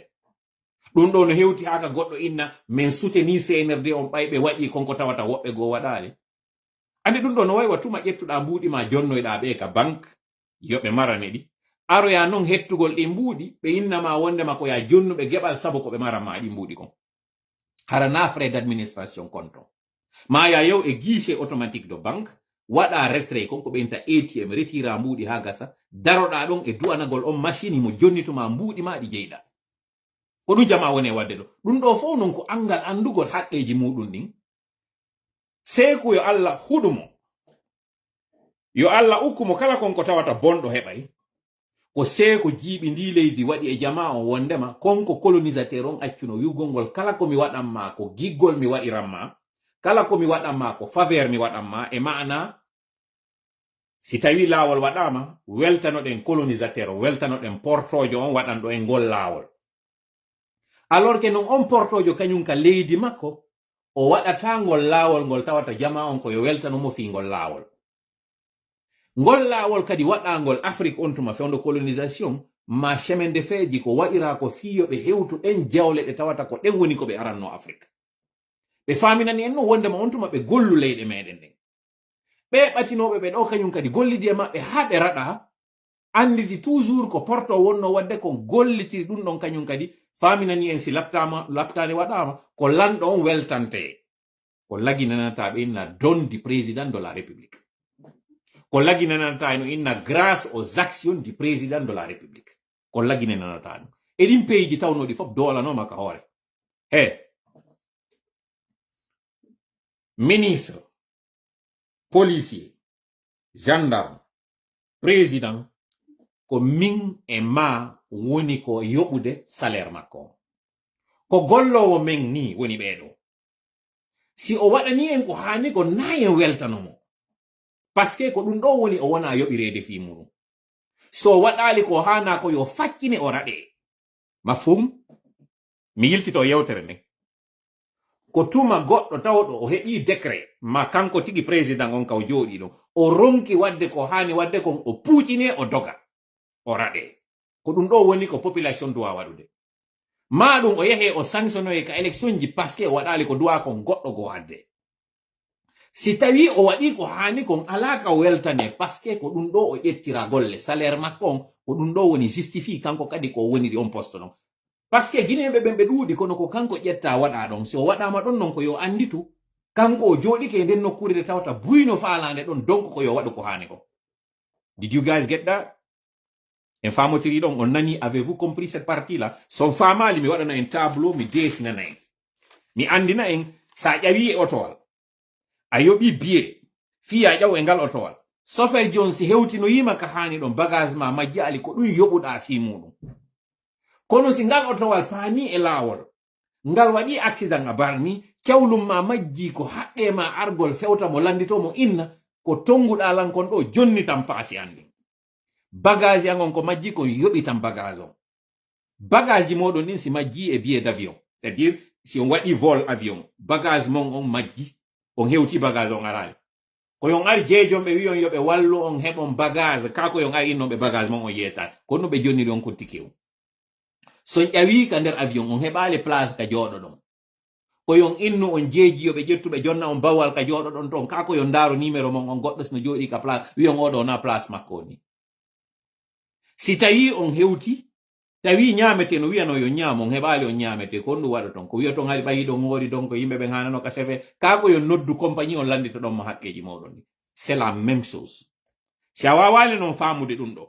anda si a jooɗike wiwgol an yiɗa soutenude goɗɗo, parce que enen toujours iɗen ka opposition, enen toujours iɗen ka opposition, 1 heure de temps on timiɗo yaafela mi artoya. En attendant mi fala en heɗito ɗo nde yewtere nde Ablaye Kourouma waɗi. Tawata no gasa on hawrino e mayre kono mi heɗintina en ɗo yo yimɓe ɓen ɗuɗude en avant ngu, mi jonna on avant ngu e koko woni dessinade kon par rapport e ɓe wonnoɓe yeyde condi ɓe tawata DEA on hari no surveille ɓe no ayni ɓe, kono hari watanoɓe memude on tuma, parce que en andi mi wi en portojo on o hawjantama, o geray ha o anda gayni yollade moƴƴa, o heɓi kadi seedeji moƴƴa so immanoma. Donc jentitoɗen ɗo en attendant. C'est pour vous dire que la France se limite juste sur son territoire et quelques pays africains, tandis qu'ils ne représentent rien sur le plan international. Ils ont réussi à détruire le monde avec votre histoire des médias France 24 et autres là. C'est vous qui avalez les coups d'État, c'est vous qui les confirmez, c'est vous qui les préparez contre les pays. Juste pour avoir les dirigeants que vous pouvez ordonner de faire des choses. C'est ça la vérité. Le cas du Tchad, il était le fils du président, il n'était pas le défunt constitutionnel. Vous êtes d'accord avec moi? Mais qui l'a imposé? C'est la France. Le gouvernement français était là pour l'installer. Oui, oui. Vous êtes d'accord avec moi? Oui, c'est un fait. Donc, oui, bien sûr. Hein? Bien sûr. On prend acte de coup d'État, on demande, ils sont en train de dire qu'ils prennent acte d'un coup d'État, et même ils sont en train de supporter le coup d'État, ils sont en train de condamner un coup d'État, et même ils sont en train de préparer le coup d'État. On va où avec ça? On va où avec ça?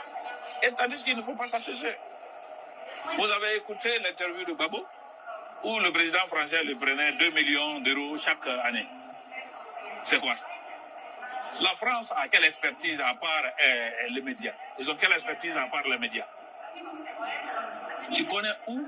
Tu connais quelle usine que la France a implantée un jour dans un pays africain et qui emploie au moins 1000 personnes? Oh, moi, je ne connais pas, j'en connais pas. Voilà. Ce qui est intéressant dans cet audio, en attendant, veuillez informer vos camarades, votre entourage du live. Donc, nous sommes à 632, si je ne m'abuse. Ça, c'est ce que le live montre. Cette dynamique que vient d'évoquer Ablaye Kourouma, leader du, je pense que c'est RDR, hein, si je ne m'abuse, je pense que son parti, c'est le RDR. En tout cas, qui est devenu très audible ces derniers temps. C'est pertinent. Et nous profitons de cette occasion, parce que c'est la dynamique, d'attirer l'attention de la France sur sa perte de vitesse. qui a commencé de manière progressive, de manière lente, mais à un moment donné, ça a pris une vitesse de flèche. La flèche est montée crescendo. Vous avez tout à gagner, mais vous avez tout à perdre. Tout à perdre, on va commencer par ça, parce que vous avez déjà perdu le terrain, de manière très drastique. Et ce n'est pas la première fois que vous misez sur le mauvais cheval. Vos calculs n'ont rien apporté de positif. Vous avez misé sur des chefs d'État que vous pensiez étant corvéables, malléables, à souhait,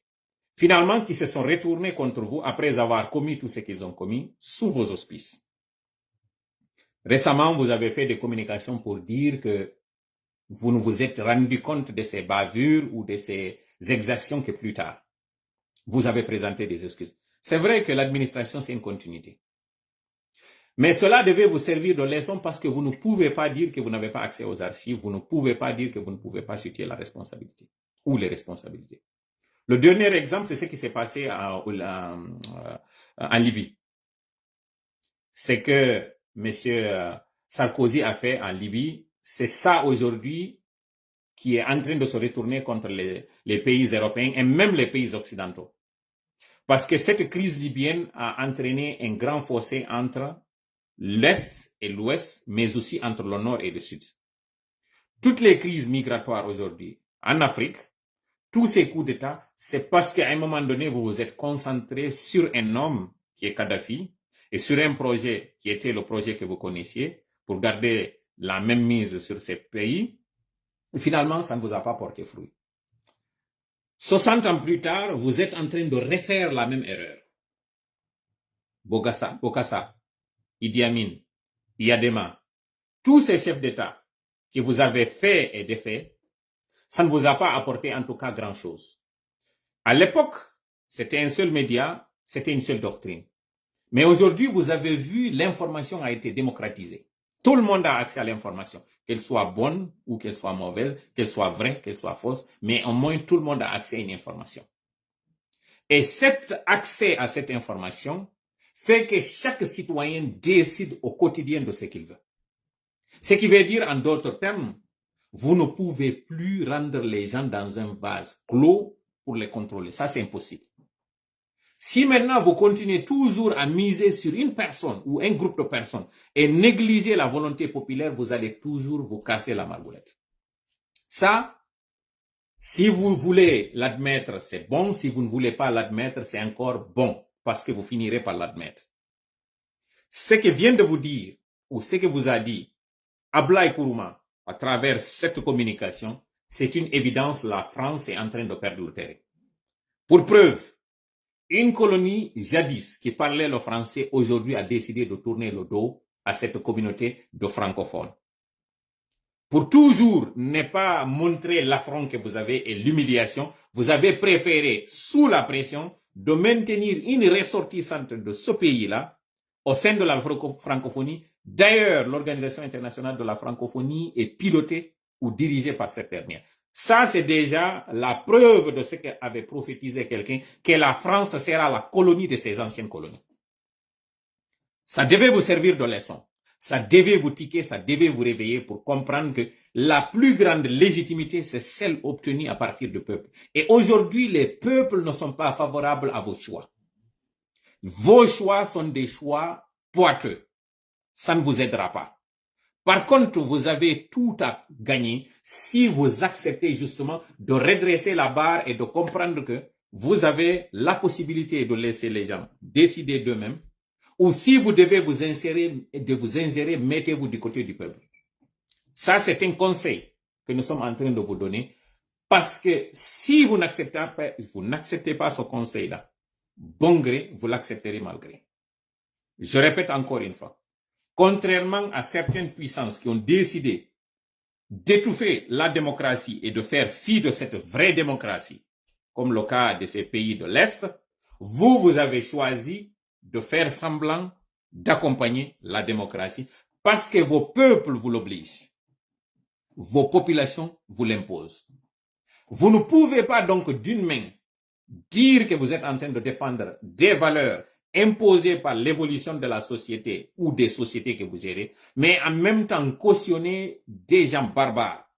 des dictateurs dans d'autres pays. C'est une ambivalence, c'est une contradiction. Ça ne peut pas marcher. C'est soit vous êtes dictateur et là vous allez jusqu'au fond comme ces pays de l'Est ou ces dirigeants du bloc de l'Est qui s'en fichent de la démocratie et des droits de l'homme. Et dans ce cas, on sait qu'il n'y a pas une alternative. Les gens vont accepter, comme ils sont en train d'accepter ces dictatures dans ces pays, où vous êtes démocrate jusqu'au bout et vous défendez les valeurs humaines, les droits de l'homme et la justice. Dans ce cas, si vous avez choisi cela où vous voulez l'affirmer, que ce soit alors universel, que ce soit le même principe pour tous les pays. Au contraire, si toutefois vous ne le faites pas, vous allez à la fois perdre la valeur ou les valeurs que vous défendez dans les pays que vous êtes en train de gérer. C'est ce qui fait aujourd'hui la montée de l'extrême droite. Et en même temps, vous perdez la même mise sur des vaches qui étaient jadis laitières pour vous. Donc, vous voyez, vous risquez une double perte lorsque vous vous entêtez à soutenir ces dictateurs et ces gens marginaux qui d'ailleurs ne vous aiment pas, ne cherchent qu'à profiter des deux côtés. Et à chaque fois, ils vous menacent d'aller vers le bloc qui est opposé au vôtre, alors qu'en réalité, ils ne pourront pas le faire si toutefois vous acceptez d'être réaliste, de voir que ce n'est qu'un chantage qu'ils sont en train de vous faire. Le peuple, la jeunesse actuelle, s'est réveillé même s'ils n'ont pas poussé les études, mais ils savent faire la différence entre le bien et le mal. Monsieur Macron, ce message est pour vous. Vous êtes venu avec plein d'espoir, beaucoup d'audace et des idées. Vous vous êtes imposé sur un peuple français qui en avait besoin. Vous avez fait un parcours exceptionnel. Vous avez gravi les échelons. Personnellement, je voyais en vous une nouvelle forme de politicien. Je voyais en vous un espoir. Que vous, contrairement à certains, vous n'étiez pas sous les bottes de lobby. Vous deviez laisser votre passage sur du marbre, ou disons gravé sur du métal, à travers les bonnes actions, et rompre avec la France-Afrique. Malheureusement, on se rend compte que vous n'êtes pas cette personne-là que vous aviez vendue à la population. D'abord les Français, mais aussi au monde, particulièrement la jeunesse. Nous nous rendons compte que finalement, vous êtes en train de faire pire que les prédécesseurs, ceux qui avaient vu les anciennes colonies les échapper entre les doigts. Et sous votre gouvernance, vous avez vu cette débâcle que la France a eu au niveau du Sahel. C'est sous votre gouvernance qu'aujourd'hui, les peuples africains peuvent dire merde à l'armée française et que cela passe comme si de rien n'était. C'est sous votre gouvernance, parce que vous n'avez pas voulu aller jusqu'au bout sur la position initiale que vous aviez, à savoir écouter les peuples, écouter particulièrement la jeunesse, qu'aujourd'hui que vous avez tout perdu. Regardez ce qui s'est passé lors des élections, les élections européennes. Ce n'est pas qu'en France, mais c'est la France qui est à la base de cela. Quelle est aujourd'hui l'ancienne colonie anglaise qui souffre et qui est en train de défier son ancienne métropole, comme c'est le cas de la Guinée, ou comme c'est le cas de la France? Il n'y en a pas. Tout ça, c'est parce que vous avez changé le plan initial. Vous avez changé les règles de jeu. Vous avez décidé de défendre une oligarchie. Pourtant, vous aviez dit que vous étiez là contre le système. Finalement, vous êtes embourbé dans ce système. Vous êtes en train de faire pire. Et le risque, c'est que vous perdez les valeurs européennes et vous perdez tout sur le plan mondial. Finalement, qui perd? Ce sont ceux-là qui se sont battus pendant des siècles pour qu'il y ait cette démocratie, pour qu'il y ait aujourd'hui ces valeurs que nous tous, nous avons en commun de défendre. Malheureusement, vous avez apporté un soutien, vous êtes en train de vous réveiller présentement et comprendre que Mamadi, d'abord, c'est un trafiquant de drogue. Actuellement, comme cheval de bataille, vous avez cette lutte contre l'insécurité en Europe, particulièrement en France. Et pour lutter contre cette insécurité, vous avez décidé de déclarer la guerre aux narcotrafiquants. Et vous savez très bien que Mamadi, c'est un narcotrafiquant. D'ailleurs, c'est la France qui empêche à ce qu'une main soit mise sur les narcotrafiquants dirigeants guinéens. Monsieur Alpha Condé, parmi les objectifs ou les actions qu'il devait mener au cours de à la fin de son mandat, le deuxième, c'était justement de procéder à l'arrestation de ces narcotrafiquants qui sévissaient dans la sous-région. Aujourd'hui, vous ne pouvez pas prétendre combattre le narcotrafic, le narcotisme, si le terme existe, et aujourd'hui donner une couverture à Mamadi Doumbouya et sa famille. Heureusement, vous avez commencé à envoyer les signaux que vous ne pouvez plus le protéger. Heureusement. Voilà pourquoi Mamadi a décidé d'amener sa famille au Canada pour les études, mais aussi pour qu'il soit là en sécurité. Alors Mamadi, détrompe-toi. Le Canada, sous l'égide de Justin Trudeau, il y a également le même projet de lutter contre les narcotrafiquants. D'ailleurs, actuellement, il y a une bataille contre justement ces trafiquants de drogue au Canada, particulièrement au Québec. Et c'est là que tu as décidé d'amener ta famille. Félicitations. Bon boulot. Good job. C'est très bien. Finalement, les choses se facilitent pour nous qui sommes en train de combattre ce système que vous représentez. Désormais, vous êtes en train de vous jeter dans la gueule de l'eau. Ça devient plus facile parce que les opérations bancaires que vous devez effectuer pour payer d'abord cette maison que vous avez ciblée ou ces maisons que vous voulez acheter,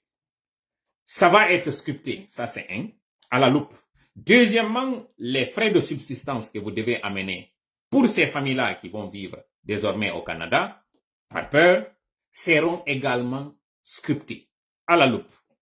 Vous pensez donc être plus intelligent? Rendez-vous. Baissez vos bras. Acceptez que vous avez échoué et acceptez que vous êtes sur le collimateur du département américain de lutte contre la drogue. Acceptez-le. Avouez-le. Facilitez la tâche. Les enquêteurs sont venus et ils ont commencé leurs travaux ou ils sont en train d'achever leurs travaux. Pour preuve, ils sont en train de recenser les biens que vous avez dans la sous-région et aussi à l'extérieur. Je parle de l'Occident. Vous connaissez tout cela et vous êtes en train de faire semblant. D'ailleurs, vous êtes en train de menacer d'aller vers les pays de BRICS. Les achats d'armement que vous avez effectués récemment, en utilisant les biens, les ressources naturelles du pays. Vous pensez que cela fait plaisir justement à ces pays occidentaux? Vous êtes en train de faire justement ce que les Idi Amin avaient fait. Vous êtes en train de faire exactement ce que les Bokassa avaient fait. Bénéficier du soutien de ces occidentaux jusqu'à être au pouvoir, finalement leur tourner le dos, aller vers leurs concurrents.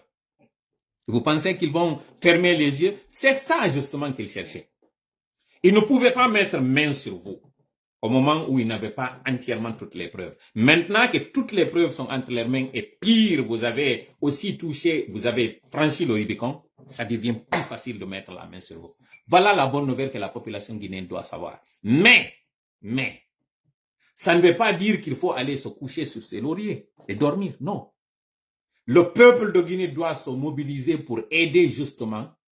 ces organisations internationales qui sont en train aujourd'hui de combattre l'insécurité. Cette consommation de drogue, sa production d'abord a doublé. Et nous voyons les fléaux. Nous voyons les conséquences de ce que cela est en train de faire sur le monde entier. Et aujourd'hui, des États sont devenus des États narcos qui sont en train de s'équiper en armement. Pourquoi? Tous ces blindés que le CNRD a négociés, pourquoi? Est-ce que la Guinée est dans une situation de guerre? La réponse est non. Pendant ce temps, les hôpitaux manquent d'infrastructures, les hôpitaux manquent d'équipements. Pendant ce temps, les routes sont devenues impraticables. Et nous avons tous suivi l'an dernier ce qui s'est passé au dépôt des hydrocarbures. Cela devait être une sorte d'alerte pour comprendre que la priorité de financement doit aller vers la protection civile. Équiper les travailleurs, les officiers de la protection civile. Il n'y a pas de citerne. Il n'y a pas d'ambulance. Rien avec tous les incendies que nous avons. Et le CNRD choisit, lui, de s'équiper en blindé. Pourquoi? Parce que justement, c'est des cartels qui sont en train de contrôler le pays. Pourquoi? Ce sont ces mêmes blindés qui seront utilisés pour le transport de drogue. Récemment, vous avez suivi, une Française a été arrêtée à l'aéroport de Conakry en détention de produits stupéfiants. Vous avez tous suivi cela. Donc la Guinée, c'est un pays producteur de drogue. D'où est venue ces quantités qui sont en train d'être saisies dans la sous-région?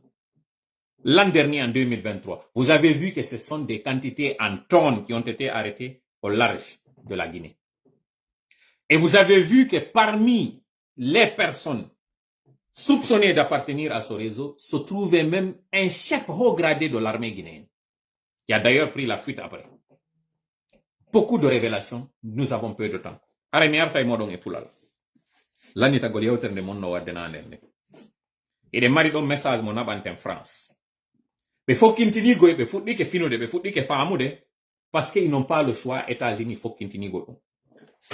Au coup d'état waɗali mo, sina instinct de survie fi yo Mamadi yo daɗo kasongo. Kono c'était trop tard pour lui. Département américain on hari gayni humpitade, ndi condi di tawata gibi o Covid waɗi. Condi ndin fewndo tawno avion ji ala memminade, fewndo tawno jama on fop joɗi kay cuuɗi. Kamɓe ka gese maɓɓe ɓe produisi, ko ɓe produisata kon en grande quantité. Ɓe heɓi doole, ɓe heɓi marché ji kesi. Tawi joni sous-marin ji no wawi mutude sengo Colombie, sengo Brésil, Afrique, Amérique latine on annenmo, ɗum ɗo adde ha Afrique. Ƴawne ɗon e hoore yimɓe détaillire ɗon seeɗa seeɗa. Ko hammirte Mali, ambarkire Mali, ko hammirte ka hammirta o, ambarkire ka ambirte ton, ɓe heɓi mbuuɗi. Iɗen anditi konko ɓe wonno organise de ɗo, ɓe invita on tuma footballeur ji, yoɓetanoɓe million ji on tum. Kono ko ɓe wonno e wadde ɗum ɗo. Kono ino woduno ko ɓe huulanno lagine. Portoɓe ɓe nangatama ɓe gaynali hendade seedeji ɗin fof.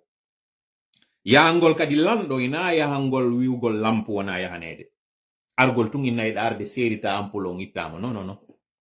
Hewtugol lanɗo ko nangugol wonɓe leyɓen, ko ɓen ɗon dénonsoyta lanɗo on. Wonɗo non wonlo lanɗo woni ko arɗo de manière légale et légitime, woni ko on ardirɗo par effraction. Awa teddungal mon peuple de Guinée.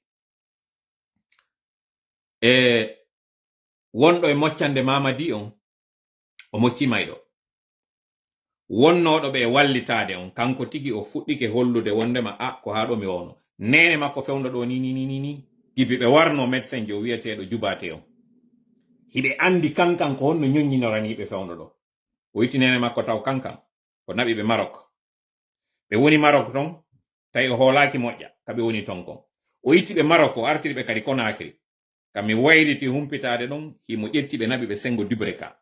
Suuɗo ɓe ton waɗani ɓe protection sécuritaire moƴƴa. Mamadi an ko honɗum e laamu faalan, an ira yiɗi ngu laamu ɗo. Nene ma fellali ay goto, waɗali ay fus. J'ai entendu qu'il y a un coup d'état au Burkina Faso. Est-ce que c'est vrai? Goɗɗo addi o message ɗo.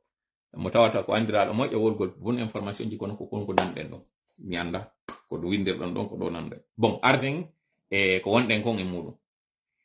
Kon ɗum wona ɗon jonnireje ɗi information ji ɗo fof. Nafi yon jooɗo fankon. Parce que parfois j'ai l'impression que son naniɗo information tawɗo haray ko moƴƴo. Mo kala hande kadi no jooɗade wi'a bon jooɗoɗen goɗɗum waɗay woni. Hara goɗɗo waɗali goɗɗum. Ɓe innayi e pulal mo no yirgande ma ɓaawo ngon, yirgu reedu ndu. Eɗen andi Mamadi on wayri yiide ɓeygu makko. O wayri yiide ɓiɓɓe makko ɓen kadi. Kulol makko ngol o mari ngol ɓay mo andi wala no wawi wayletade sa'i kala. O yimmi taw o naɓi ɓe France. Eɗen andi noon hari ko entre Hollande e France ɓe wonno. Ko joƴƴini ɓe hande kadi France ɗon du.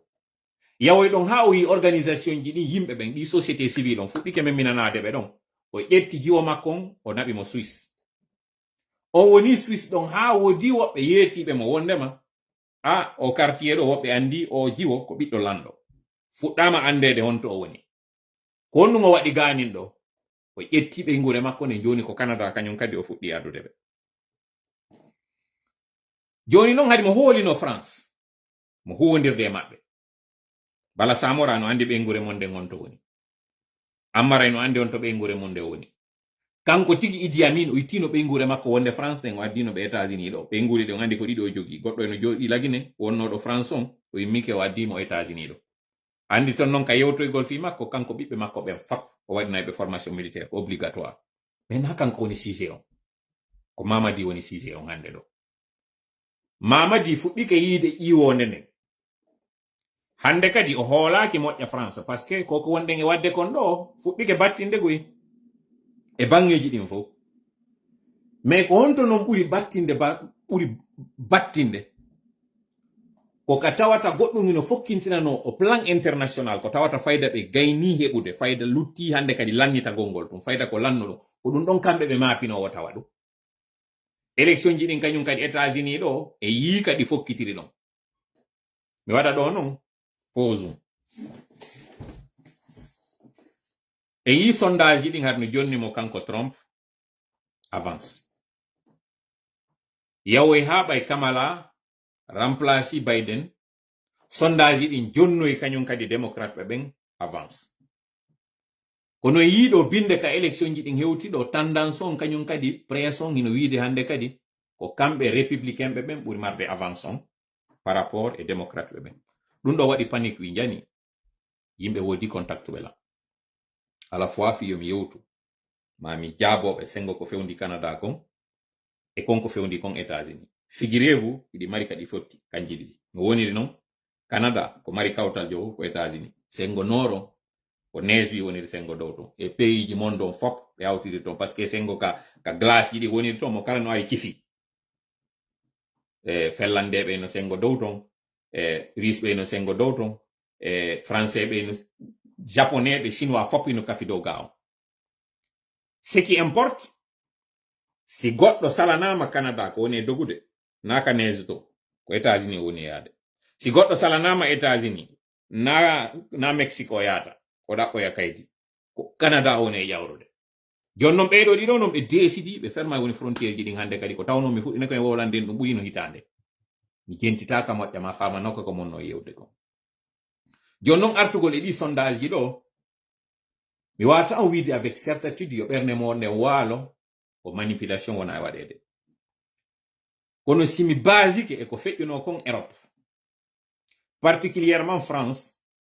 sondage ji ɗin jonnuno Marine Le Pen c'est à dire parti Marine o ko wonno ko front républicain Jordan Bardella ɓe jonnuno ɓe wondema ɓe feƴƴay e ɓe heɓay kañum kadi majorité o si ɗon wattani yila on tuma tawi média ji ɗin fou ko woni e hulɓinde jama on ko argol maɓɓe kamɓe extrême droite on ka laamu ko ɗum ɓe waɗiri ɗum ɗon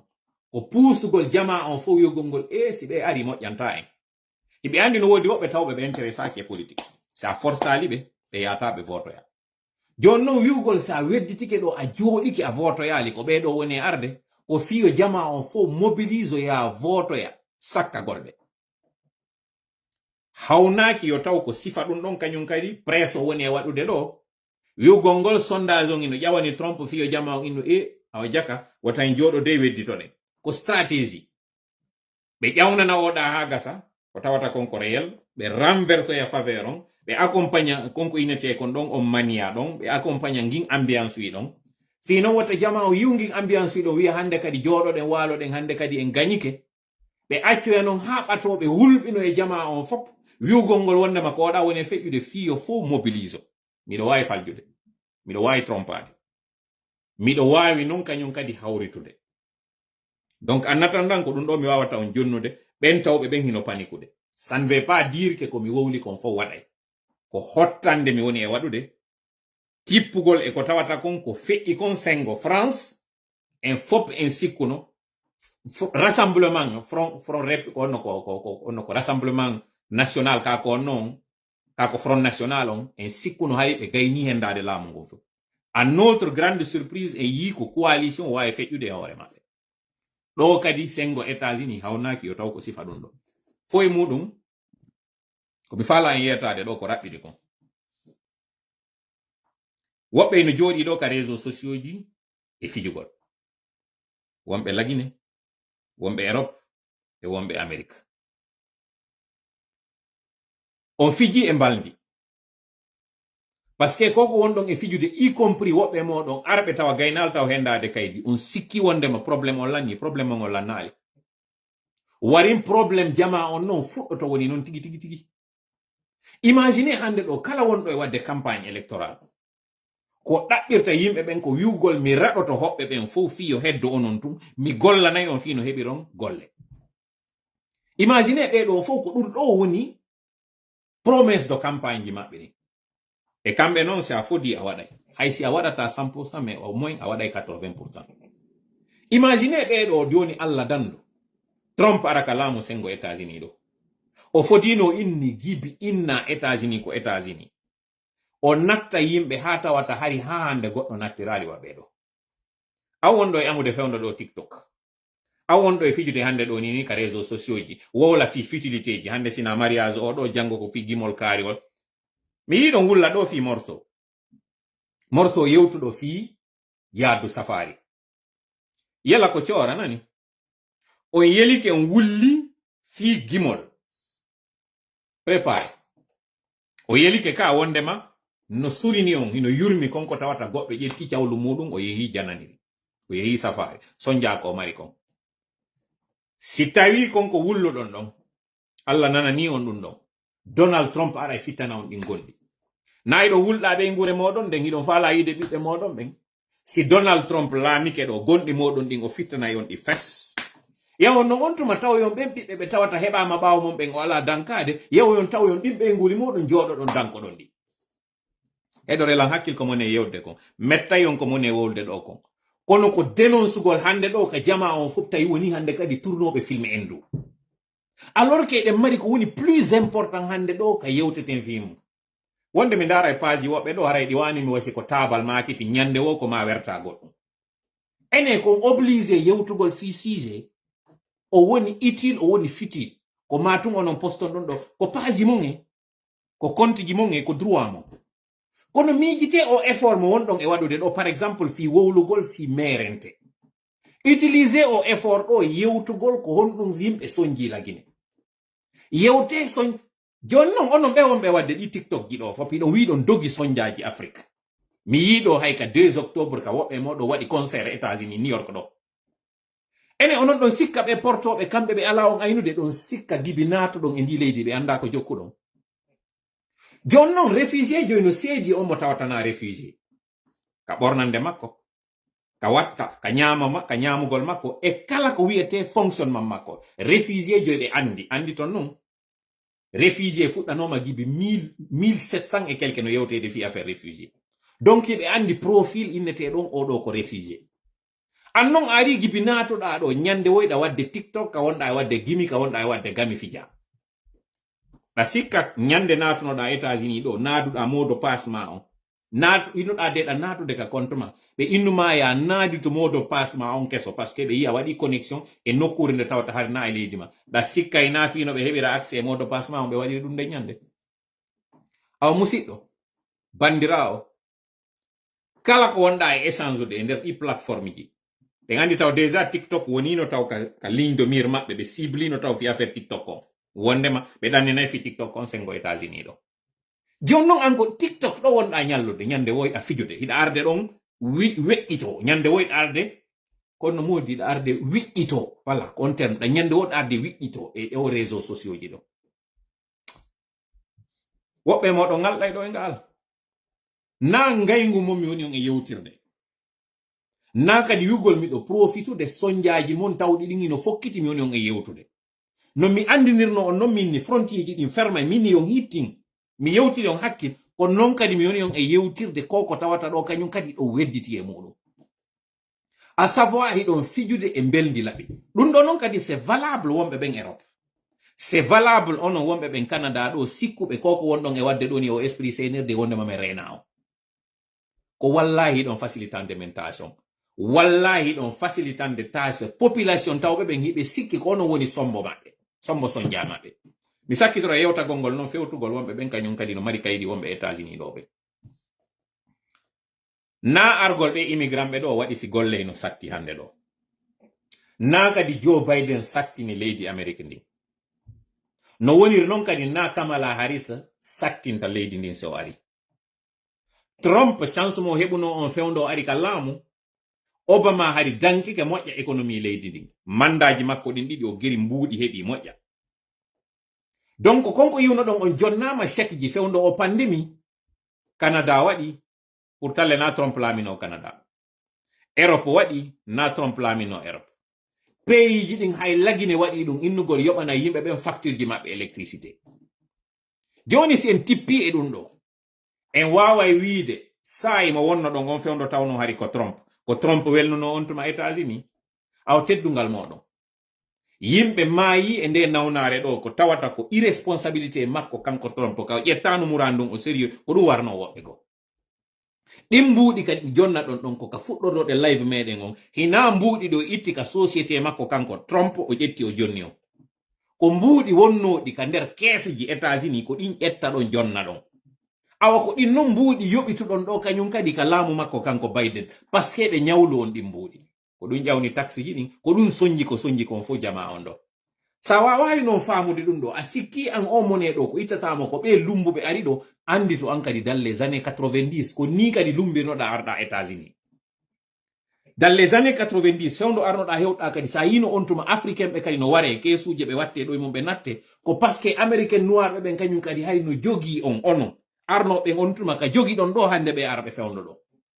hay ɓe waɗi ka hakkille maɓɓe kamɓe américain noir ɓe ɓen kamɓe piiri ha ɓe hetti haqqeji maɓɓe ɗin haɓe heɓa accès e privilège ji goo ko sabu onon africain ɓe raɗinoɓe ɓe ɓen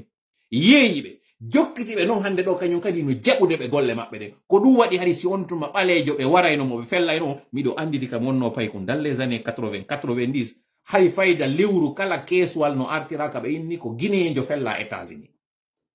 min on tuma hay ari miɗo hooli no hoɗɗino États-Unis ko pinkatu woni e jendude hakke ma ko tawi hari on tuma yimɓe no wari reni ɓen américain noir ɓe wonnoɓe fellude ɓen ɓaleɓe on tuma ko non onon kadi wonɗon fellirde hande ɗo siɓɓe moɗon ɓen ka kundule moɗon ka karaji moɗon konko anduno ɗon ɓen hay no toñude on tuma ɓen américain noir ɓe warira on fii tun iɗon ɗaɓɓude nguure e moɗon ko non onon kadi wonɗon toñirde bago ɗon hande ɓe lumbituɓe ɗo seppi ari naati États-Unis kamɓe kadi ɓe faggaki koko heɓi ɓe ɗo koko adduno on ko ɗum addi ɓe arsikeji ɗin non ɓayna onon sendata acceɓe kamɓe kadi ɓe heɓa hakke maɓɓe on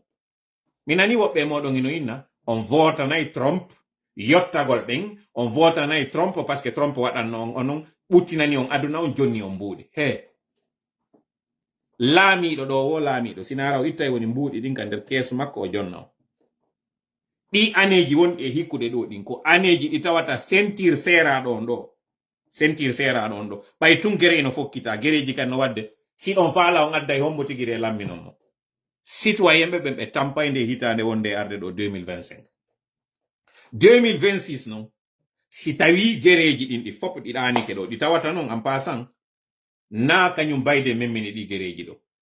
ko gereji ɗi tawata justement ko waɗi ɗi ko kanko Trump wedditino e ekon ɗuma on e politique international o wi America first o uggini e États-Unis o acci luttuɓen hande kadi waɗi ko watta kon ko ɗen tallal lakke yimɓe woni e yaade ɗo a wawali famde ɗum ɗo mi waɗanama tableau mi jentinama ɗo non kanko tigi c'est pas la peine live on o juuti d'ailleurs mi yaltino e nder ɗum on ɗum ɗo mi yewto e janggo si Allah jaɓi en heɓa e ɗo invité jo expliquanowo en fi immigration Canada o en profita e ɗon landoɗen mo kala question ko marɗen wontirɓe sengo lagine e wontirɓe sengo Canada onon waɗuɓe ɓen ɗo hande sujet ji moɗum ko futilité taw gerude ndaron no réfléchisiron woɓɓe moɗon wonɓe e jangude hara na landiɓe kaydi ɓen ardunoɓe wa jangugo landi kaydi na ɓeɗo moni e yewtude ko woɓɓe moɗon tawɓe hino lannude programme ji muɗum ɗin cette année ou l'année prochaine tawoɓe si ɓe gayni ɓe wawata landade kaydi fi luttugol ka leydi parce que programme maɓɓe on tawaka e ɗin programme ji ɗi tawata ɓe jonnira e on tigi kaydi sabu muɗum hari ɗa andi ɗum ɗo si a andano ɗum ɗaw mi yeetoma an wonɗo e jooɗade TikTok fija hande ɗo an wonɗo e wadde ɗo hande sama kala ka réseaux sociaux ji ya andu an kadi arɗo on ɗo yoɓi mbuuɗi maɗa ni ɗo ka tawa andi to noon Canada no tawa e ɗi revenu ji maɓɓe kaɓe heɓata mbuuɗi maɓɓe konko ɓe inata kon étudiant internationaux étudiant étranger ɗum ɗo tun ko source de financement maɓɓe no tawiri noon si innama tourisme on kañum kadi ko source de revenu si ɓeɗo no yehi ha ɓe décidi wondema men ɗuytay ɓe men jaɓanta ɓen men nattay kañum kadi tawɓe ala kaydi ɓen muradu hulɓinani kema musidɗo muradu niɓɓiti si andon a famali ndu muradu niɓɓiti wala waylitike a huɓidaki teɓɓitiɗa hoore maɗa a joɗike ɗo e fiñidaro ko wallahi atawa CNRD lagine ko wulluɗa ɗo kon e ɗe balɗe ɗo e nder vidéo ji ɗi gonɗi ma ɗi ɓuttay ɗi gonɗi ma ɓay tun hiɗa mari ko yurmuma hiɗa mari mi yiɗo vidéo debbo go wonnoɗo e wiide wondema o yi kon ko oya yimi ɗon kon ɗum ɗo on ko andintinmo ko hoore makko musidɗo prépare nani si tawina a jombaɗo do ma a jombuɗo ka tawata kaydirndi ndi heɓorto non ma ɗum a yewtidi e maɓɓe ɓe jaɓanima taarika ma mo waɗɗa o aray aéroport de Conakry Bessiya no habbitima nani mi tori kala woni ballo meɗen hawrinde nden sawaba mi andintina yewtere nden ɗo hande ko andingol wota on jaɓu CNRD kujina on immobilisation ji maɓɓe ko yimɓe tawɓe ko ressortissant ɓe ɗin ko ɗoli ɗon hikkaniɓe yeeso ko fonctionnaire ɓe woni hebbinde ranji maɓɓe ɗin ko militaire ɓe dans certains cas hay ɓe tawni e ɗum ɗo tout simplement fi on ɗum ɓen ɗon ko woni yetade mawɓe muɗum ɓen so waɗanali men propagande on heɓata lawol so waɗanali men propagande ɓe itta men ka poste ji amen son soutenali CNRD on min wawata heɓude menen kadi promotion ji son falano yo men heɓu promotion ji min acce ka golle amen ara men yaltinaka on soutena e CNRD ko min mari noon ko min yettoɓe ɗo na CNRD woni on e waɗande faveur ko haqqeji moɗon woni lawol ngol ko haqqeji moɗon woni l'école ko haqqeji moɗon woni laptan ko haqqeji moɗon woni kala ko waɗana ɗon na giggol mon CNRD waɗiri ko woni e waɗirde ɗum ko haaji muɗum mboɗi no lanniriɓe nani mboɗi lanniriɓe haɗen joni ndirande bo janggo inchallah jaɓi tori kala woni ballo meɗen hawrindira e sawab allahumma amin allahumma salli ala sayyidina wa sallim assalamu aleykum wa rahmatullahi wa barakatuh ciao ciao